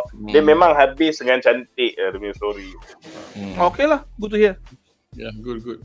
And then as a final note in this discussion in this episode, I think we've converted somebody to try to read the manga. Go Myra. Yeah. Add that to your roster. Anyway, kita sekarang akan ke segmen kita yang seterusnya, iaitu episod keempat. Episod keempat, Hell and Paradise. In Japanese, JIGOKURAKU. It's quite interesting that dia orang title wayang cerita ni pun macam wordplay, because Jigoku is hell, Gokuraku is paradise. Dia bubuh sambung tadi. Quite nice. So sekarang kita diperkenalkan kepada penjenayah banduan lain yang kira the one that matters lah, the one that's live at the moment. I know you'll say where's the other nanti. So we got this guy, the swordsman, Gantet Susai dengan pedang dia, Blade Dragon. Yuzuriha, Kunoichi lincah menggoda, dan Aza Chobe, kapla penyamun yang ditawani adiknya Azatoma yang infiltrate the clan actually to pretend to be a member of the Yamada Simon clan, to be his retainer, to be his inilah kelakar gila, adik sendiri jadi jaga. Tapi jangan not forgetting the Algojos that's alive at the moment, the creepy Fuchi who does autopsies and whatnot. Dah lah muka dia menakutkan, the sexist Genji and bespectacled Senta. So the variety, sekarang kita nampak there's a variety of characters dalam cerita ni. Aku suka gila cerita ni. In fact, yang interestingnya, the mangaka did say he has backstories for everybody. Tak kisahlah dia punya watak tu hidup 5 saat ke. Tak tahulah dia nak buat apa dengan cerita tu, whether it's going to be fleshed out later in the manga, which I don't expect you to Munif can confirm to us later or not whether or not such backstory will exist later on, and whether or not it will be relevant to the rest of the story. But variety of characters we met at this time. Pandangan pertama, first impression anda, Anri?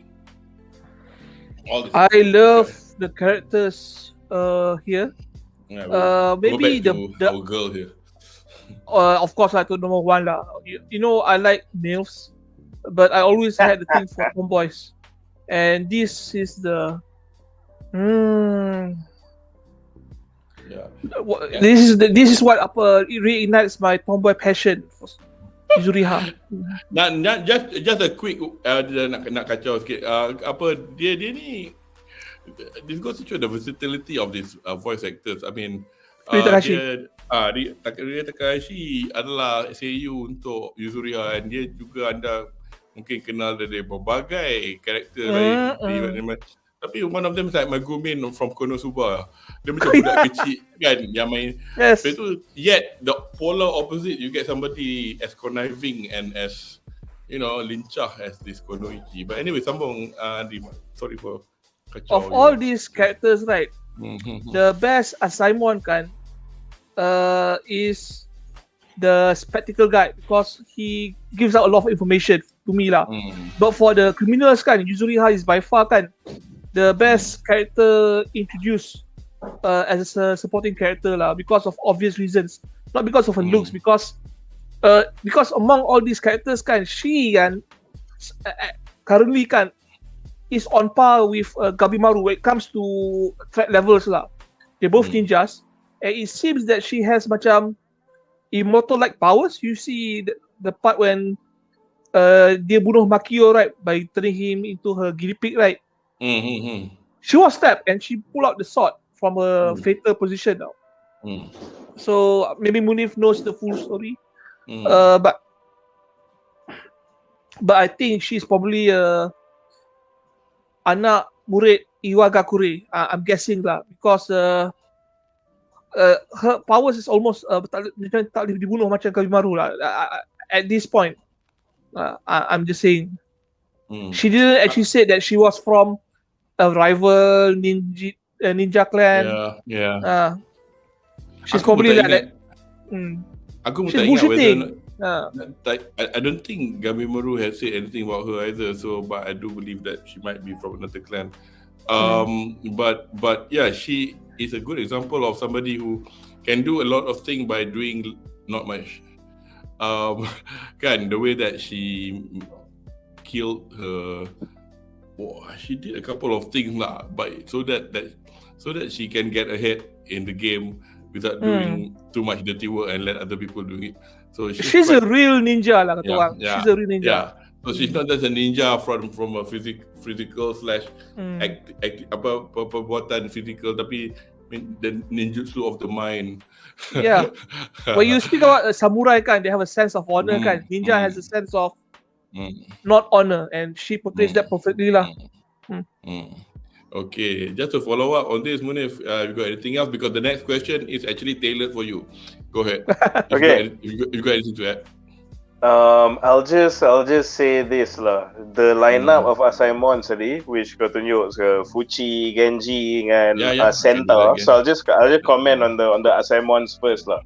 Okay. So the assignments that we've been introduced so far, it just like took me back down memory lane. Reminded me why I like this show so much, because actually macam Kudo cakap lah, the characters in terms of design, as you can see, memang it's really diverse. But also in terms of characteristics, are really diverse. But at the same time, when they mesh or fight or interact with each other, kan, the chemistry tu memang there, tau, memang kena. Yes. Tau.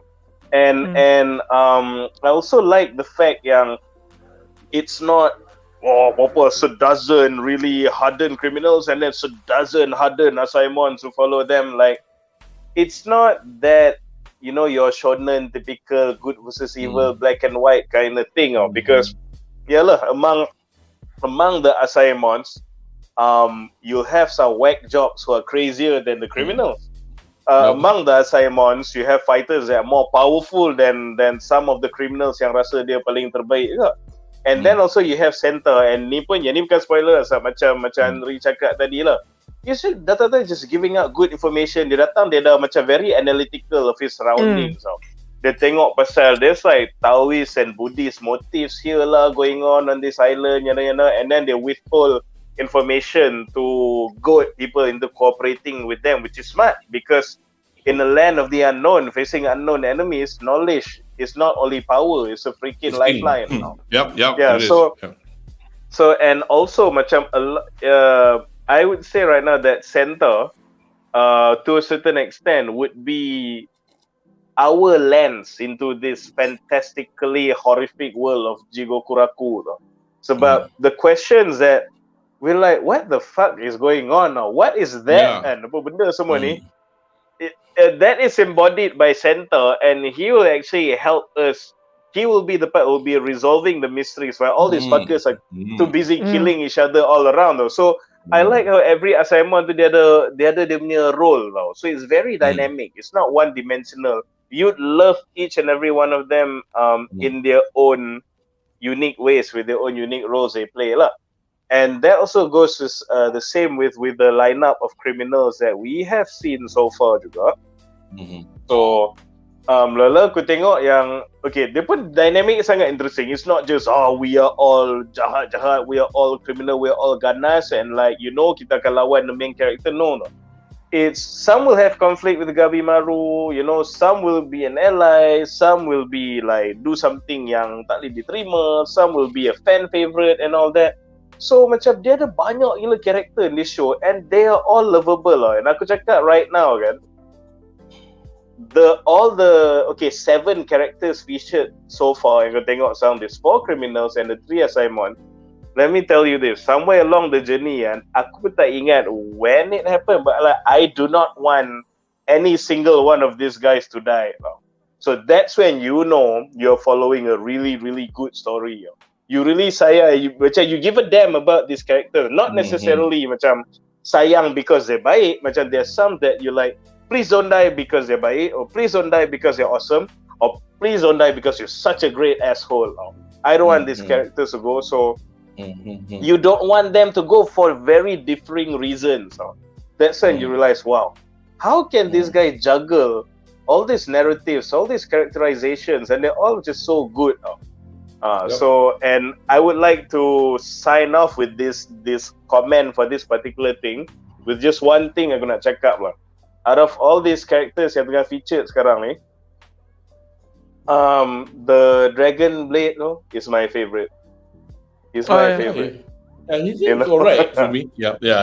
He is my favorite. Dia tak macam bastard anyway. Yeah, sorry, Adri, go ahead. Yeah, he doesn't seem too fucked up lah.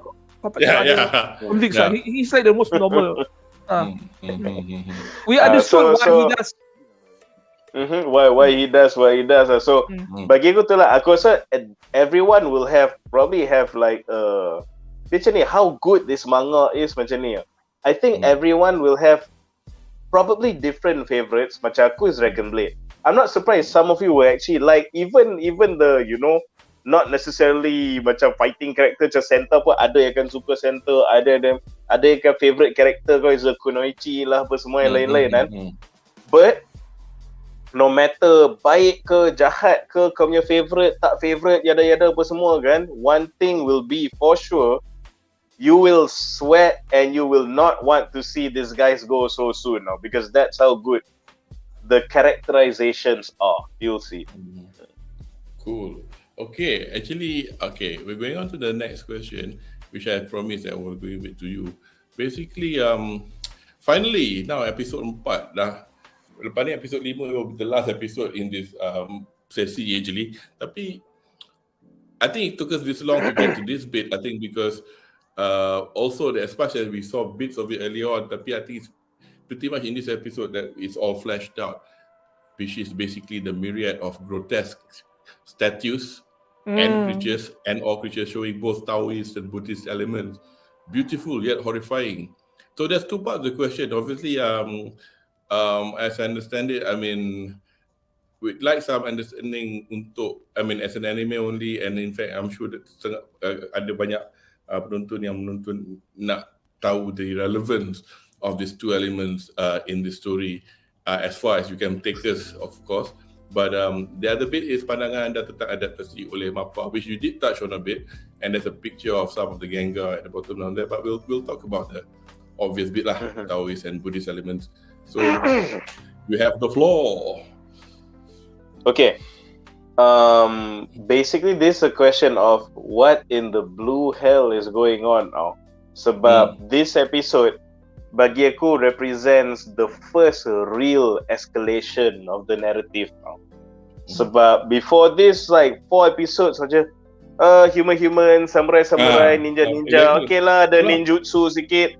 Tiba-tiba what the fuck, ada benda setinggi kaiju kot jalan lah tu. There's a fish guy with prayer beads and this fucker is the one who made Gabimaru bleed.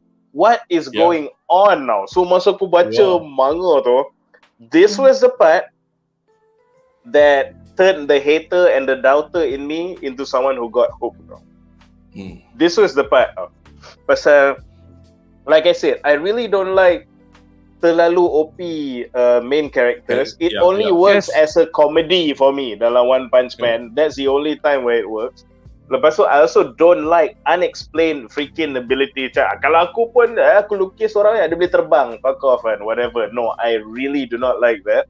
So, mula aku baca macam full of doubt lah. So, tak suka. Tapi sabar, orang kata best. Bila datang this episode, my jaw drop tau. Macam, okay, I see now. This is the first escalation. Suddenly, a lot of things will start to makin dia tak make sense, makin dia can make sense. So in a way though, because then you realize, oh, this is JIGOKURAKU. So it's not just some normal samurai lawan criminal orang-orang kind of thing. So it's actually a very fantastical manga / anime. Okay. Having said that, bila kau start off with a very orang kata gritty setting lah initially, which is the shogunate times when Japanese and your main characters are essentially human lah kan. Dia bukan alien, bukan ni apa kan. Tapi they thrown into this island where you have macam ni macam Afif cakap, some freaky ass butterfly lah, some kaiju size thingy, and then a fish with prayer beads lah, benda semua, all this thing going on. They're best, but then you'll have a lot of questions on what the hell is going on. Yep. Without spoiling anything, aku cuma boleh kata aku iterate aku punya point tadi that center will be our lens to this world or understanding this world kan. So everything yang center cakap tu, whether they speculate, thrown off comment ke, or analysing, or the info yang dia tengah splitting kan, is important now. Everything yang center cakap tu penting towards the pieces, towards understanding what in the world is going on lah. And we saw in the episode where center ada analyse, one of the first things dia cakap pasal ni ada elemen Buddhism, ni ada elemen Taoism kan. So but why are they merged together into something grotesque or just like the creatures that we're seeing so far lah. Okay. That amalgamation of religion tu ada sebab dia sebenarnya. Why the island looks the way it looks. Yang tu ada sebab dia. And secondly, especially pay even more attention to the Taoism punya aspect. Sebab kita throwback sikit ke when Kudo was actually explaining to us that this island are actually getting closer to China, if anything kan. This particular island that they're going to, betul lah. Which again, you see all these macam seemingly random things that the mangaka set up, but it's not now. The fact that they particularly choose an island yang memang tengah menuju ke China tu is because kalau boleh tengok the relation to Taoism, because Taoism is a predominantly macam Chinese in origin punya religious system kan. All I can say is that kalau korang nak senang hadam the things that will be explained to you later in terms of kisah makhluk-makhluk ni, kisah pulau ni, and the power system of this show, brush up a bit on your Taoism punya general knowledge. So for now, aku kan cakap macam tu je lah. Sebab kalau tak, they can spoil some of the good parts. Okay. So maybe baca a bit in general Taoism tu apa benda sebenarnya, or how is it different from Wikipedia. Buddhism. Dia wiki that shit. Just baca benda tu so that when the explanations come, kau tak ada lah macam what's going on now. Sebab aku coincidentally at the office I'm working at, aku punya boss is a very devout Taoist. Dia bukan Buddhist, dia Chinese tapi dia very devout Taoist. So adalah ritual-ritual yang dia buat, benda yang dia buat, and sometimes macam dia sembang aku lah pasal why they do what they do, dia punya fahaman. Or sometimes bila aku kerja as an architect, and in some of the buildings yang aku design, dia nak ada that macam Taoist punya konsep lah apa semua kan. So kebetulan aku was lucky enough to have that base knowledge first. So bila aku baca saya Jigokuraku ni, dia macam understanding that base thing about Taoism that actually helps a lot in understanding what's going on here in the power system and whatever all the juicy stuff yang dia akan bagi kau nanti lah. So just macam get to know that sikit, and kau akan lagi mudah nak hadam what comes, because there's going to be some really crazy revelations. Sebab kalau macam kata, this is the first point of escalation now. Dia orang beli samurai lawan kriminal, tidak macam what the fuck, benda sebesar bangunan semua datang kan. Things will get crazier from this point. And kadang-kadang maybe dia takkan immediately explain. Maybe that will frustrate some of you. Tapi tolong percaya, cakap as a person yang tak suka juga loose ends, percayalah bila cakap, you will get the payoff. It will be satisfying. This story is written very crisp, very cleanly, very nicely. You will get your payoffs. But yes, be excited, because like I said, this is only the first escalation.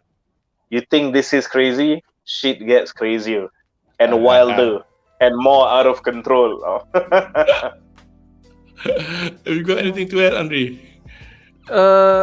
When I first saw all these monsters muncul kan, especially that fish guy, right? I'm like, okay, this is the island where Junji Ito lives now, because all these fucks kan, came from his mind. They are all his neighbors. Yeah, they're all his pets, neighbors, families, and children. Everyone that's related to him is there now. The just seeing that butterfly kind, the least creepy creature kind. Yes. It was disturbing as hell now. I'm like, this thing probably see me take a shit in the Bluka just now, and I'm scared. This is you said this is just the beginning. I am looking forward and afraid to see how this thing progress lah. Seriously, but I tell you honestly, and in terms of design kan, I think the monsters kan, they hit home. Because if your target is to make the viewers kan lose their mind kan, mission accomplished. All these creatures kan makes the creatures kat Stranger Things kan look very mild. Okay, the lipan with the jari as kat mulut tu kan, okay, that's just the creepy stuff lah. I don't know how they eat. I don't know how did they move. So one of my favorite is that blue guy that's got limbs sticking out of his eye sockets, and he got his kabaddi metal thing like they hate it. I was like, it's like apa drugs dia makan masa dia design the thing was spot on.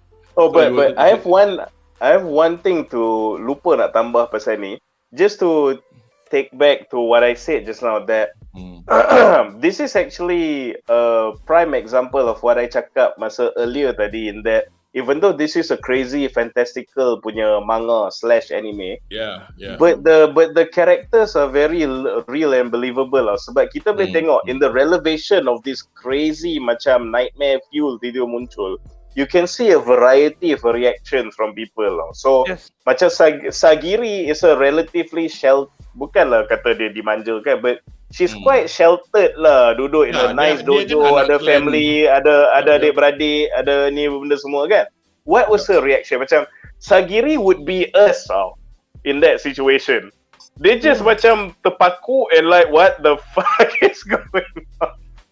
Kan, they just they just completely immobilized, just completely fell into shock, and dia macam tak react pun yang Gabi Maru had to save her. So that would be, as a person who live, you know, the way we live in a normal life, benda semua, you have a job, you have your family, you have and the world, this is the structure. Tiba-tiba macam apa benda ni kan? So that would be your reaction. But get this, the reaction between all the characters pula lain-lain now. So not only the reactions are realistic, but each character is written so well, because on Gabi Maru punya part pula, he is still human. He is like actually like, what the fuck is this thing juga? Tapi but because he's been hammered with shinobi training dalam kepala dia terus ingat rule number 1, don't engage shit you don't know tau, semua kan. Tapi in assessing the situation, alamak, sebab he became a bit irrational pasal dia nak selamatkan Sagiri, so he almost instinctively moved walaupun his shinobi training cakap do not engage the unknown. So that shows that walaupun he's this super ninja, so he's still human now.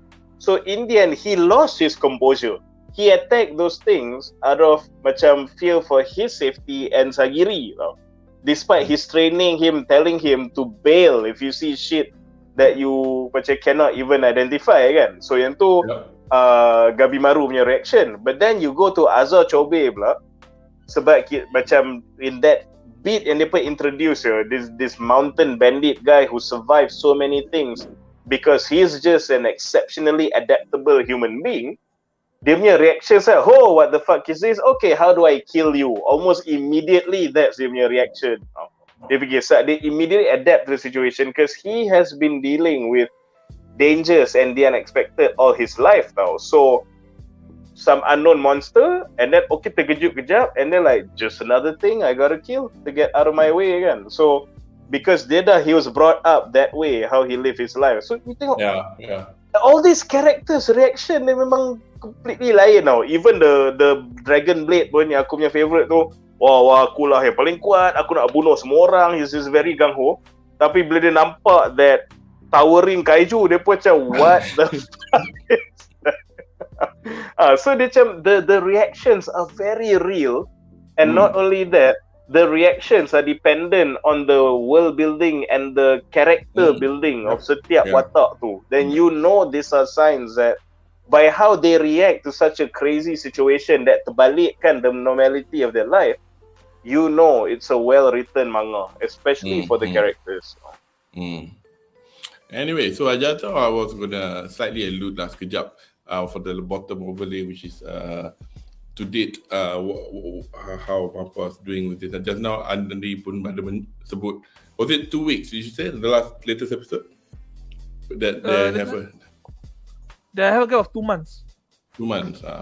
But anyway, the artwork is quite fantastic, but blood which is expected from Papa. So we've gone over that a lot of times when we spoke about Chainsaw Man and any other Mappa. Well, I think that's the only Mappa punya franchise yang kita, IP yang kita pernah cover lah dari segi Bedah. Tapi bukannya saya ni nitpicker sangat, tapi macam hari tu when I watched episode 4 and then 5, I was like looking at certain bit like, God, that looks a bit rough. But then again, you know, but the story was good enough for me to forget about all that. And as they say, tunggu Blu-ray, mesti cantik ya. You see, I'm in the minority, right? I don't care much about the fighting at this point. I just want to see kind what comes up and how I can explain this. Because the mindfuckery is the best thing going on right now. Exactly. So, after all the 4 episodes of Mindfuckery, we'll be here to the final episode. Kudo. You need to... Kudo, hold on. Before that, aku actually just nak piggyback on your comment tadi lah, pasal when you say like certain parts like look rough sikit macam tu kan. Macam aku pula, okay, first of all, bear in mind, aku sangat thankful that, you know, a big established proven studio like Mappa is the one who undertake this manga that I really like lah, undertake this adaptation. But again, this is definitely a nitpick from me lah. I have to say though, Mappa, they have this tendency, actually I don't know if it's tendency or what, but because of the nature of the IPs that they have been adapting so far, is actually quite macam bleak and tragic and fucked up semua kan. So Yes. you can see the visually the worlds are quite macam saturated tau. Dia macam almost ada this monochromatic, hampir kelabu kind of tint to dia punya ni, kasi dia tunjuk that grimy and dark and very depressing punya world lah kan. Which to me that's my nitpick tau, because I'm a bit like if I could tell Mappa something, it'd be like, dude, like don't be afraid to go crazy with the colors and contrast for JIGOKURAKU, because the vibe of JIGOKURAKU you can actually see in the opening credits actually, because if you guys kan pernah tengok cerita Midsommar yang Florence I'm aware of it. I refuse to watch it because it's broad day. It's horror in broad daylight. Exactly. So the thing about JIGOKURAKU is that it's like, what, tropical island, tropical flowers, beautiful hibiscus flying here and there, but the place is fucked up. That's the uniqueness of the show actually. So kalau kau tengok some of the artwork bila dia buat the coloured artworks in the manga lah apa semua kan. Sebab that aku rasa that's the vibe the mangaka is going with, or that Midsommar punya aesthetic. It's so bright, it's so colourful, colour contrast memang gila-gila punya, but why is it so scary? So that is the macam kau tengok like you look at the opening credits, it's so colourful, cantik, but you see this fucked up imagery going on. Ni orang ke bunga, orang jadi bunga ke apa, what the hell is going on kan? So that is the vibe. So kalau aku punya nitpick tu is that Mappa punya style dia so macam ada that grey scale, that grey tint sikit tau. I wish they would just go crazy with the colours a bit lah, but that's a nitpick lah. Anyway, interesting a couple of comments from category sampai pingsan Sagiri. Yes, that's and they also show the variety of effects, the fauna, and at the moment it's all just the fauna and the animals kan, but we've not seen any effect from plants yet. Not yet. But and it's not the same, because yet you see it affecting Undead Society differently to Sagiri, as much as I thought. No, yang tu butterfly, yang tu the lipan kan, so that's why it's different. So lipan tu okay, the lipan makan mayat je. It's the butterfly yang celaka. So Sagiri had a different effect from the butterfly, probably because the butterfly was different. She didn't get bit. She just smelled the pollen from the wings. It's just like a best holiday location to go to this place. And then we've got hi Haruki Tori, konbanwa, genki desu ka? And Afif Problemo ada kata NED song. Oh yes, we yesterday I was having dinner with some friends and we were talking about anime OPs and EDs, and the opening is by Millennium Parade and Shina Ringo. For anybody yang minat music Jepun, Shina Ringo is a weird. She's been off the radar for quite a while. I was surprised to see her back. I've never listened to any of her music. I'm aware of who she is, but she's back. Millennium Parade pula is like a conglomerate of musicians led by a member of King Gnu, the band that played music. Yeah, I mean, they're not exactly an anime punya any song punya band, but they have provided sound openings to like Osama Ranking of Kings, for example. So yeah, and I quite like the ending song, as you correctly mentioned. Hi Myra again. After watching Chainsaw Man, I feel like JIGOKURAKU should be brighter too. Yes, alluding to what Munif commented on what Mappa could do to make things a bit different. Okay, so kita ke episod kita yang terakhir, which is episode ke-5, The Samurai and the Woman, Samurai to Onna. So, first question for this bit, quote, perempuan duduk dapur je lah, jadi kilang anak, terus quote. Tapi kita bukan di sini untuk mengulas seksisme abad ke-18 di Jepun. Tapi adakah pendirian watak Sagiri untuk stand her ground as a samurai or whatever that she wants to be will be a strength as we see her in the latter part of the series. I'm going to do a theory Yokohama, because obviously we won't see this until later on. But what are your predictions? Do you think she's going to stand strong to her convictions after being goaded by Genji? Short-lived, missing a liver. Anyway, go ahead. Do you realize that every sexist guy who tries to fuck with Sagirika dah mati tau? Yeah. Everyone yang kata, you cannot do it, you better go stay home, go back to the boat, whatever this kan, mati tau. Either kena makan, atau kena koyak, atau jadi apa makanan bunga tau. Okay, returning back to your question, right? I think it's the theme for Sagiri kan is for her to reconcile her position kan in the story kan as a samurai and as a woman tau. At this point kan, she's trying to find her purpose, how to become the samurai that she wants to be, and for her to actually accept her limitations as a woman, and also the strengths and benefits that she hasn't seen yet as a woman, would play a key story in the future lah.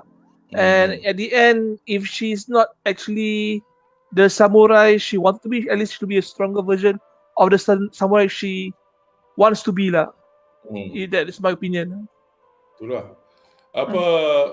I mean, Munif, have you got anything to add about Sagiri? I mean, I think you probably know what the answer is, but I mean, I guess, do you think we anime only viewers could in a way have enough to say yay or nay to this question? Well, this is gonna, I guess, take an unexpected turn maybe with what I'm about to say, but again, without spoilers, what I can tell you is that JIGOKURAKU is actually a very good read, and it's a very good anime for, actually, ironically, for people who have self-doubt, crippling anxieties, and existential crisis.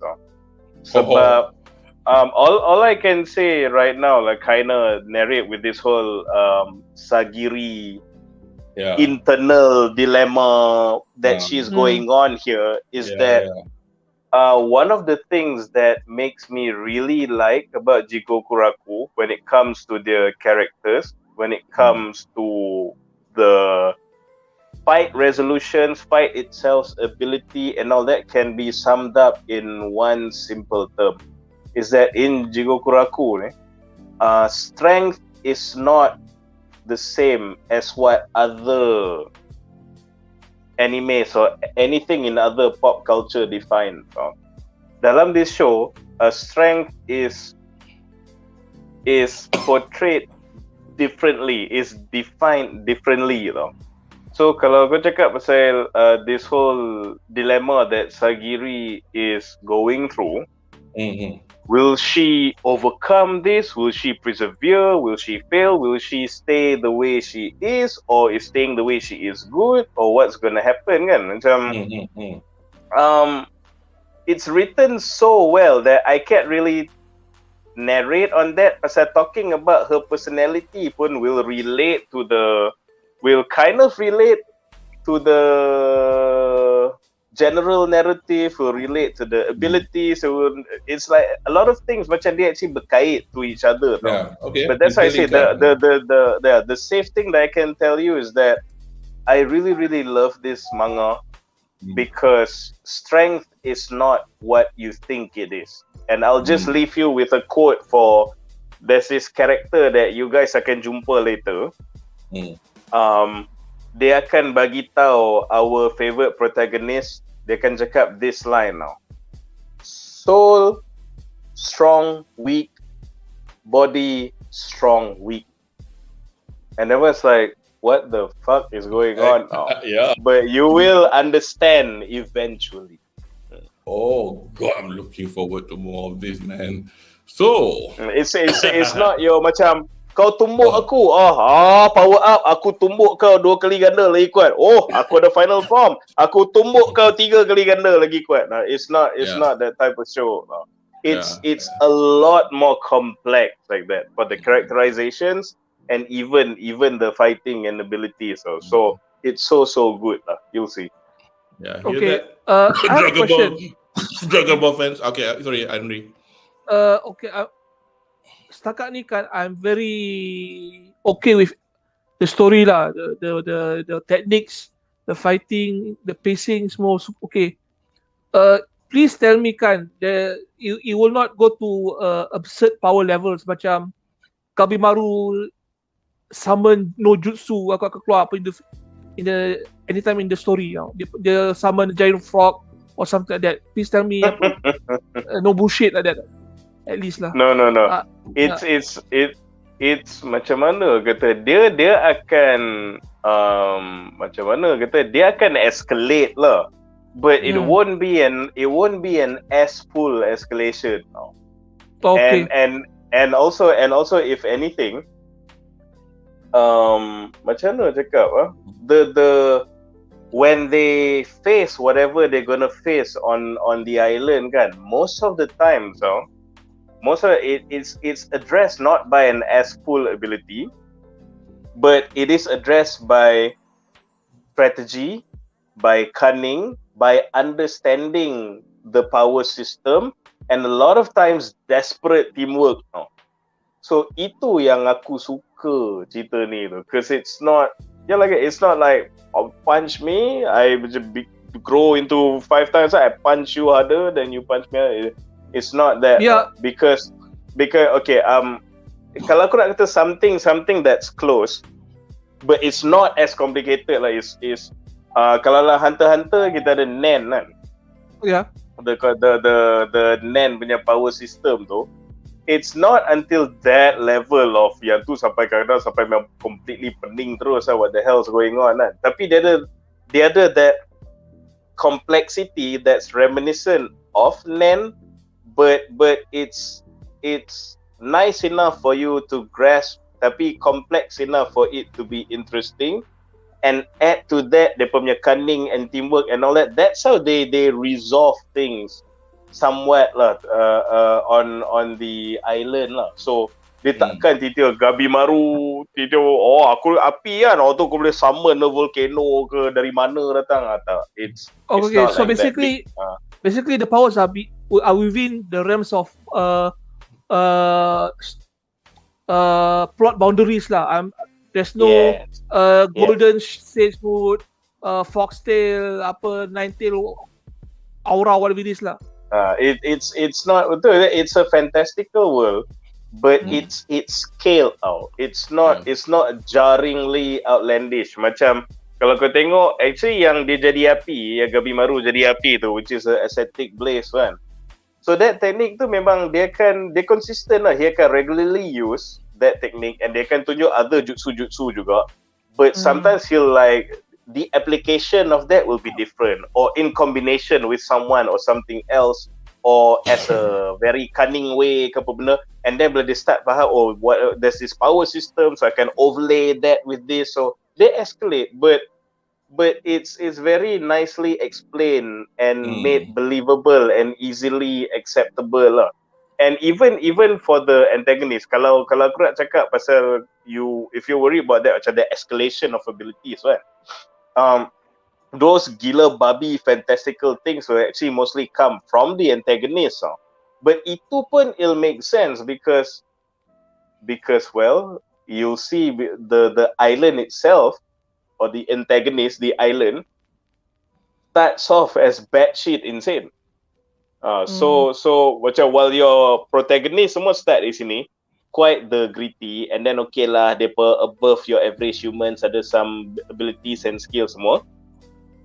Then episode 4 it shows that the antagonist of the island tiba-tiba macam starts at here, what the fuck is going on kan.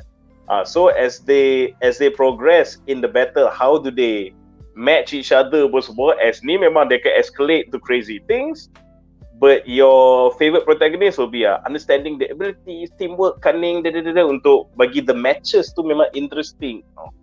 Because it's very well written. So it's not that type of anime lah cakap yang dia just very two-dimensional escalation. This is a very, kalau kau tengok lah without spoiler, kalau kau dengar the chatter online pun, the manga readers, one of the things yang orang suka gila saya JIGOKURAKU ni is pasal the outcomes of the battles are unpredictable because the matchups are crazy interesting, the clash of abilities are crazy interesting, and there's not one single way macam to win juga every time, or do they even win every time. So it's just memang so creatively so well written, especially pasal those abilities. And kau kan tangkap lah whatever I'm trying to hint tapi nak cakap tak cakap ni when they start introducing the power system. I mean, what I wanted to add is also is the next question, which is, I think Munif has alluded to this a lot in the preceding episodes. My question here is, apakah yang kita tahu mengenai keganjilan Pulau Shinsenkyo dan penghuni ini setakat ini mengikut pemerhatian Center dan Gabimaru setakat ini? Because of the moment, like again, like Munif was saying that we've got the team up of an unexpected bunch of people, because in the beginning we got the likes of Sagiri being really by the book, not letting Gabimaru even take his bonds off Vladimir, and now in the end they've got to work together regardless how dangerous our Kunoichi is. And Munif has also alluded to we're going to be looking to Santa's eyes to explain what's going to happen. But is there anything else to add to this? Because we don't have to answer this question in detail, but if you guys think is there anything that you guys missed out with regards to what we know by now, by episode 5 with regards to this island? Because I personally feel kita belum tahu in detail lagi. In fact, probably grace the surface pun. We only know like, binatang ni macam ni, binatang macam tu. And it's got different effects on different people. Anybody got any comments? Kalau for me lah, on what we've seen so far, is that macam aku cakap lah, the mangaka is an editor. Dia sendiri pun memang editor kan. So yes, an eye for detail lah, naturally as an editor. But then when an editor sendiri tulis and lukis dia punya own manga, again, the natural progressions of things is that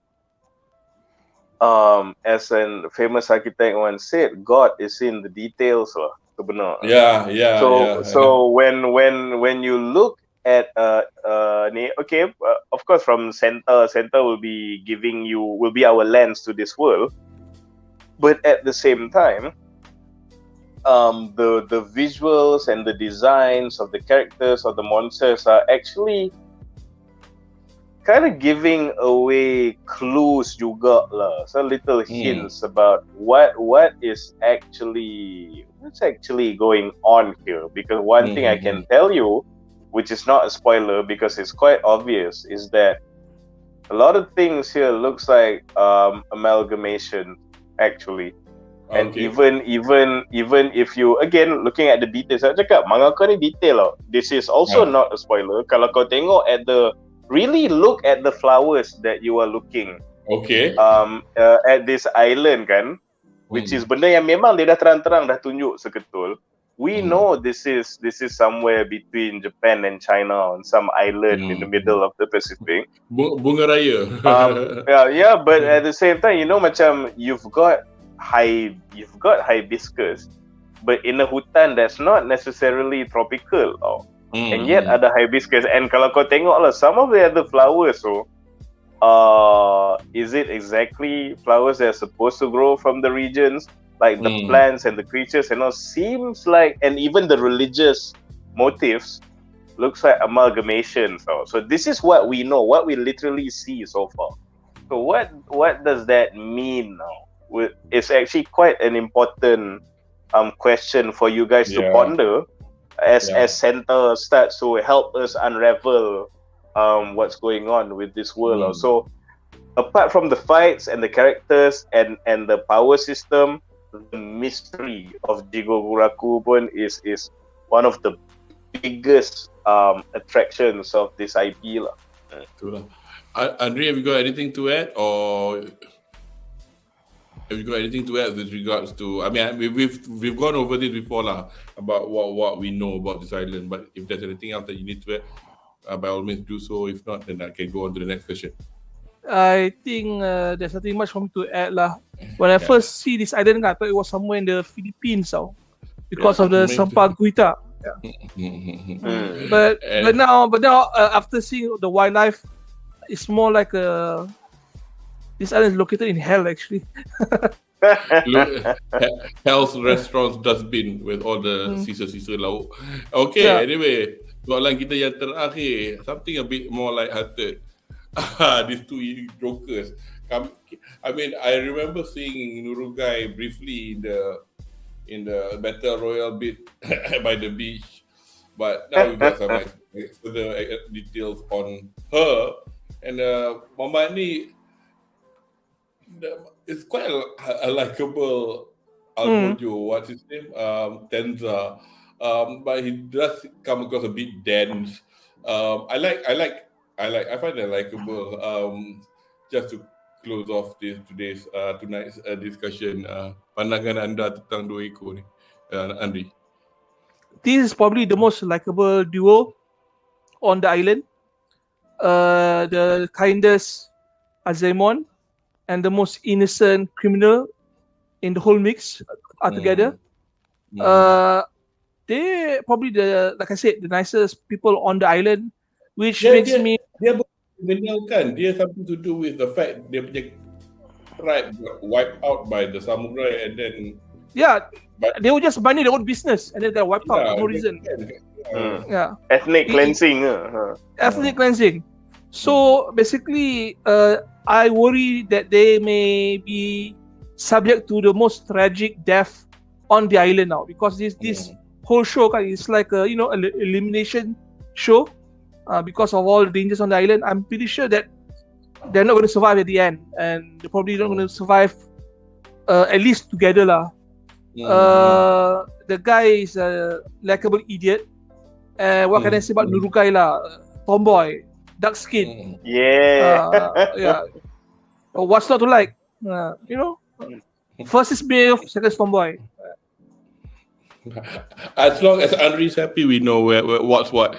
And if any final words with regards to the two characters, Munif? Okay. Aku tak nak just comment these two characters, but again lah, when you're showing me all the characters introduced one by one, it's like memang it's a trip down memory lane. So here's the thing. As you see, these two guys have their relation going on lah, as handler dengan ni kan. And then you also see like other handlers actually already either killed or have already be done with the allocated criminals kan. And then you tengok pula Gabimaru dengan our favorite Kunoichi, tiba-tiba dia dengan Fuchi, Genji, Senta suddenly form an alliance pula. Lepas tu you have Azachobe and dia punya Asaemon brother like doing their own thing. Sebenarnya dia ni orang tak tahulah ada relationship pula. Dia ni berkawan brothers pula sebenarnya kan. And then you have orang yang dah belabuh pun dah terus mati, and then you have that giant yang tak ada handler lah benda semua. What I'm trying to get at is that when you put all these characters balik in a spread macam ni, to me when I'm looking back at this I'm reminded of another factor of why aku cakap the writing for this manga is so good. Pasal it's not only that kau suspend fikir siapa yang hidup, siapa yang will the most wholesome be subjected to the worst death, macam Anri risau tadi, which is aku punya kerisauan towards some of these characters towards the show juga naturally. But at the same time, the mangaka just fucking exceeds your expectations. And bukannya exceed in the sense yang kau ingat dia ni mati kan, dia ni tak mati. Kau ingat dia ni patut mati, dia ni mati sebenarnya masih hidup. It's not just about who lives or who dies, but it's also about at the end of the show who is with who is allied with whose like partnership is broken, who's dead, who's broken, who is dead inside because that one is also dead, who's macam it's all like freaking jumbled up, but it works. So the fates of everyone will not be what you think. Sebenarnya. So macam it's done so well. So bila aku tengok balik, macam dia ni partner dia ni, dia ni partner dia ni, dia ni partner dia ni, dia ni partner dia ni, and I'm just thinking back, wait a minute, this that partnership did not all last, obviously. But it's not necessarily ended by death. So what happens? And then kau tak throw lagi the other fuckers we haven't seen into the mix. And I'm just so amazed how mangaka ni balance so many good characters and just make it work between them. It's so good. So be excited for whatever their fate is. Just the journey of following their stories.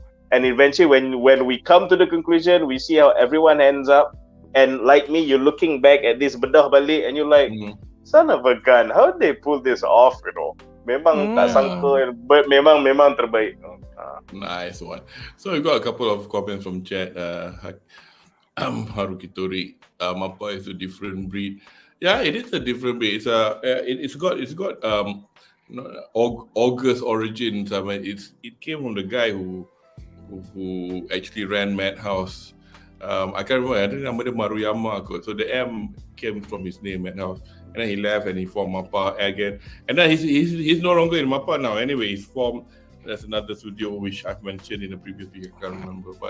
But biasalah. But Mappa is also infamous for dia punya cerita-cerita apa mendera bekerja, but actually that's happening everywhere, you know. Not bukan menghalalkan yang haram, but they do work the people hard. And you know, I mean, people can argue the only thing yang betul-betul cantik in this anime is the intro when they had the motorcycles riding with the letter Mappa written out. In fact, there's been that logo has been around since that actual montage been around since the days of when they did Dorohedoro. Dororo, which was a remake of an Asuma Tezuka manga / I mean, they did actually have a black and white old one back in the 70s or late 60s, but it was a quite a good one. So if anybody nak tengok Mappa cerita samurai, tengok Dororo. Dororo or Dorohedoro? Dorohedoro is a different thing. Dorohedoro is by Hayashida Q, the person who did. I think is Dorohedoro the one where ada mamat kepala macam kepala. Yeah, that's Dorohedoro. Dorohedoro is the body part. So that's Hayashida Q, whose current manga I'm reading, which is called Daida. But Dororo. Dororo is basically talk about a child who befriends a puppet made of wood, who's actually a person who was cursed, and every time he commits, he avenges each of his orang yang buat salah kat dia. He regains his humanity one by one. It's really good. It's really good. I loved it. Category the great. Paling lawak Tendra dan Nurugai cuba lari di pulau tu, last kali terperangkap. Nice fun. Trap juga. It's a trap. And Myra lastly. It's not trap. Reverse trap. Oh, reverse trap. Yeah. Because she's never said that she was a guy anyway. Kan? A trap is a guy who looks like a girl, but a girl who looks like a guy is a reverse trap. Okay, Myra, I've been expecting Ludwig Miss van der Rohe quote. Yeah. Oh, you guys, you should meet. She used to study architecture. Oh ya ke? Patutlah tahu. Is this an architecture? Is this an architect? This person, Munif. Gang. Tak. Ludwig Miles father. Yeah, one of the fathers of modern architecture. Yeah. Hey, everything's interlinked, Myra. So you've joined the right group of people. Anyway, kepada penonton yang belum nampak our new member of the anime division, Myra L, the grey lines between, she's done a couple of sessions with us and she's part of the gang now. We did Suzume over the weekend and we did The Witch from Mercury last season, and she'll be back to do Witch from Mercury season 2. It should be about in a few weeks time lah. Okay, so kita dah habis lah episod 1 hingga ke 5 dan kita sekarang going to the final bit of the bedah, which is harapan kita untuk episod JIGOKURAKU yang seterusnya. Right, so basically harapan.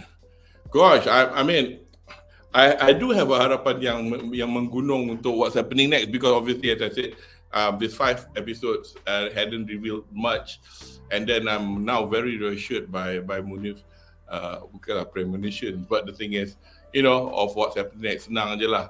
Memang looking forward to see what's what next. Tapi minta maaf, saya sekarang ni manga saya kat rumah, so selalunya saya buat rough guesstimate to see whether or not they can finish the story in one season. We've got 7 more episodes left. I don't know, so we'll see. So harapan daripada Anri. Usually I would joke around and say I'll be waiting for more MILF moments, but we're not getting any MILFs here. I'm not really looking forward to the tomboy experience, even though I like it. The thing that I'm looking forward to most is more information on the island and its inhabitants. You said we haven't touched the surface. I agree. We just know the island is hostile and there's a lot of fuckery going on. How the fuckery works, we need to know. The fish is crazy. The insects are crazy. The plants are crazy. The natives are crazy. I want to know what's going on. Are they all dead? Is this just a figment of imagination? Are the flowers emitting drugs in the air, and we're all just imagining all these things? We need an explanation. Cakap pasal benda-benda atas island tu, one thing with the statues kan, the one with the Buddhist kind of influences. Yeah, if you notice, and some of them were quite Kama Sutra like, Yes. You sedar kan? I pun sedar. Isn't that Buddha fucking another Buddha? I'm like, I'm serious. Dia macam grotesque. And then there was one Buddha kan, ada tangan coming from the chest dekat sini, and then they were kissing another Buddha. I mean, like, wow, the Japanese betul-betul tak takut lah.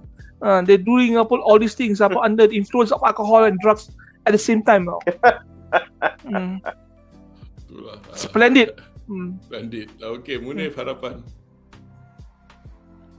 Okay. First kali aku just nak First kali just nak address sikit on Anri punya initial punya harapan tadi, on the female punya experience kan. Let me tell you something lah. You haven't met the bogelus of them all yet lah. Bro. You're in for a treat because there's some shit that's gonna muncul nanti. Somebody's hiking up the MAL score for the JIGOKURAKU. So you're telling me if I watch this, I'm going to have some vitamin M later. Vitamin M. That's sebab MILF. Sebab some of the more raucous and sexual and don't give a shit characters haven't even appeared yet. So on that part, I guess guys can look forward to that lah.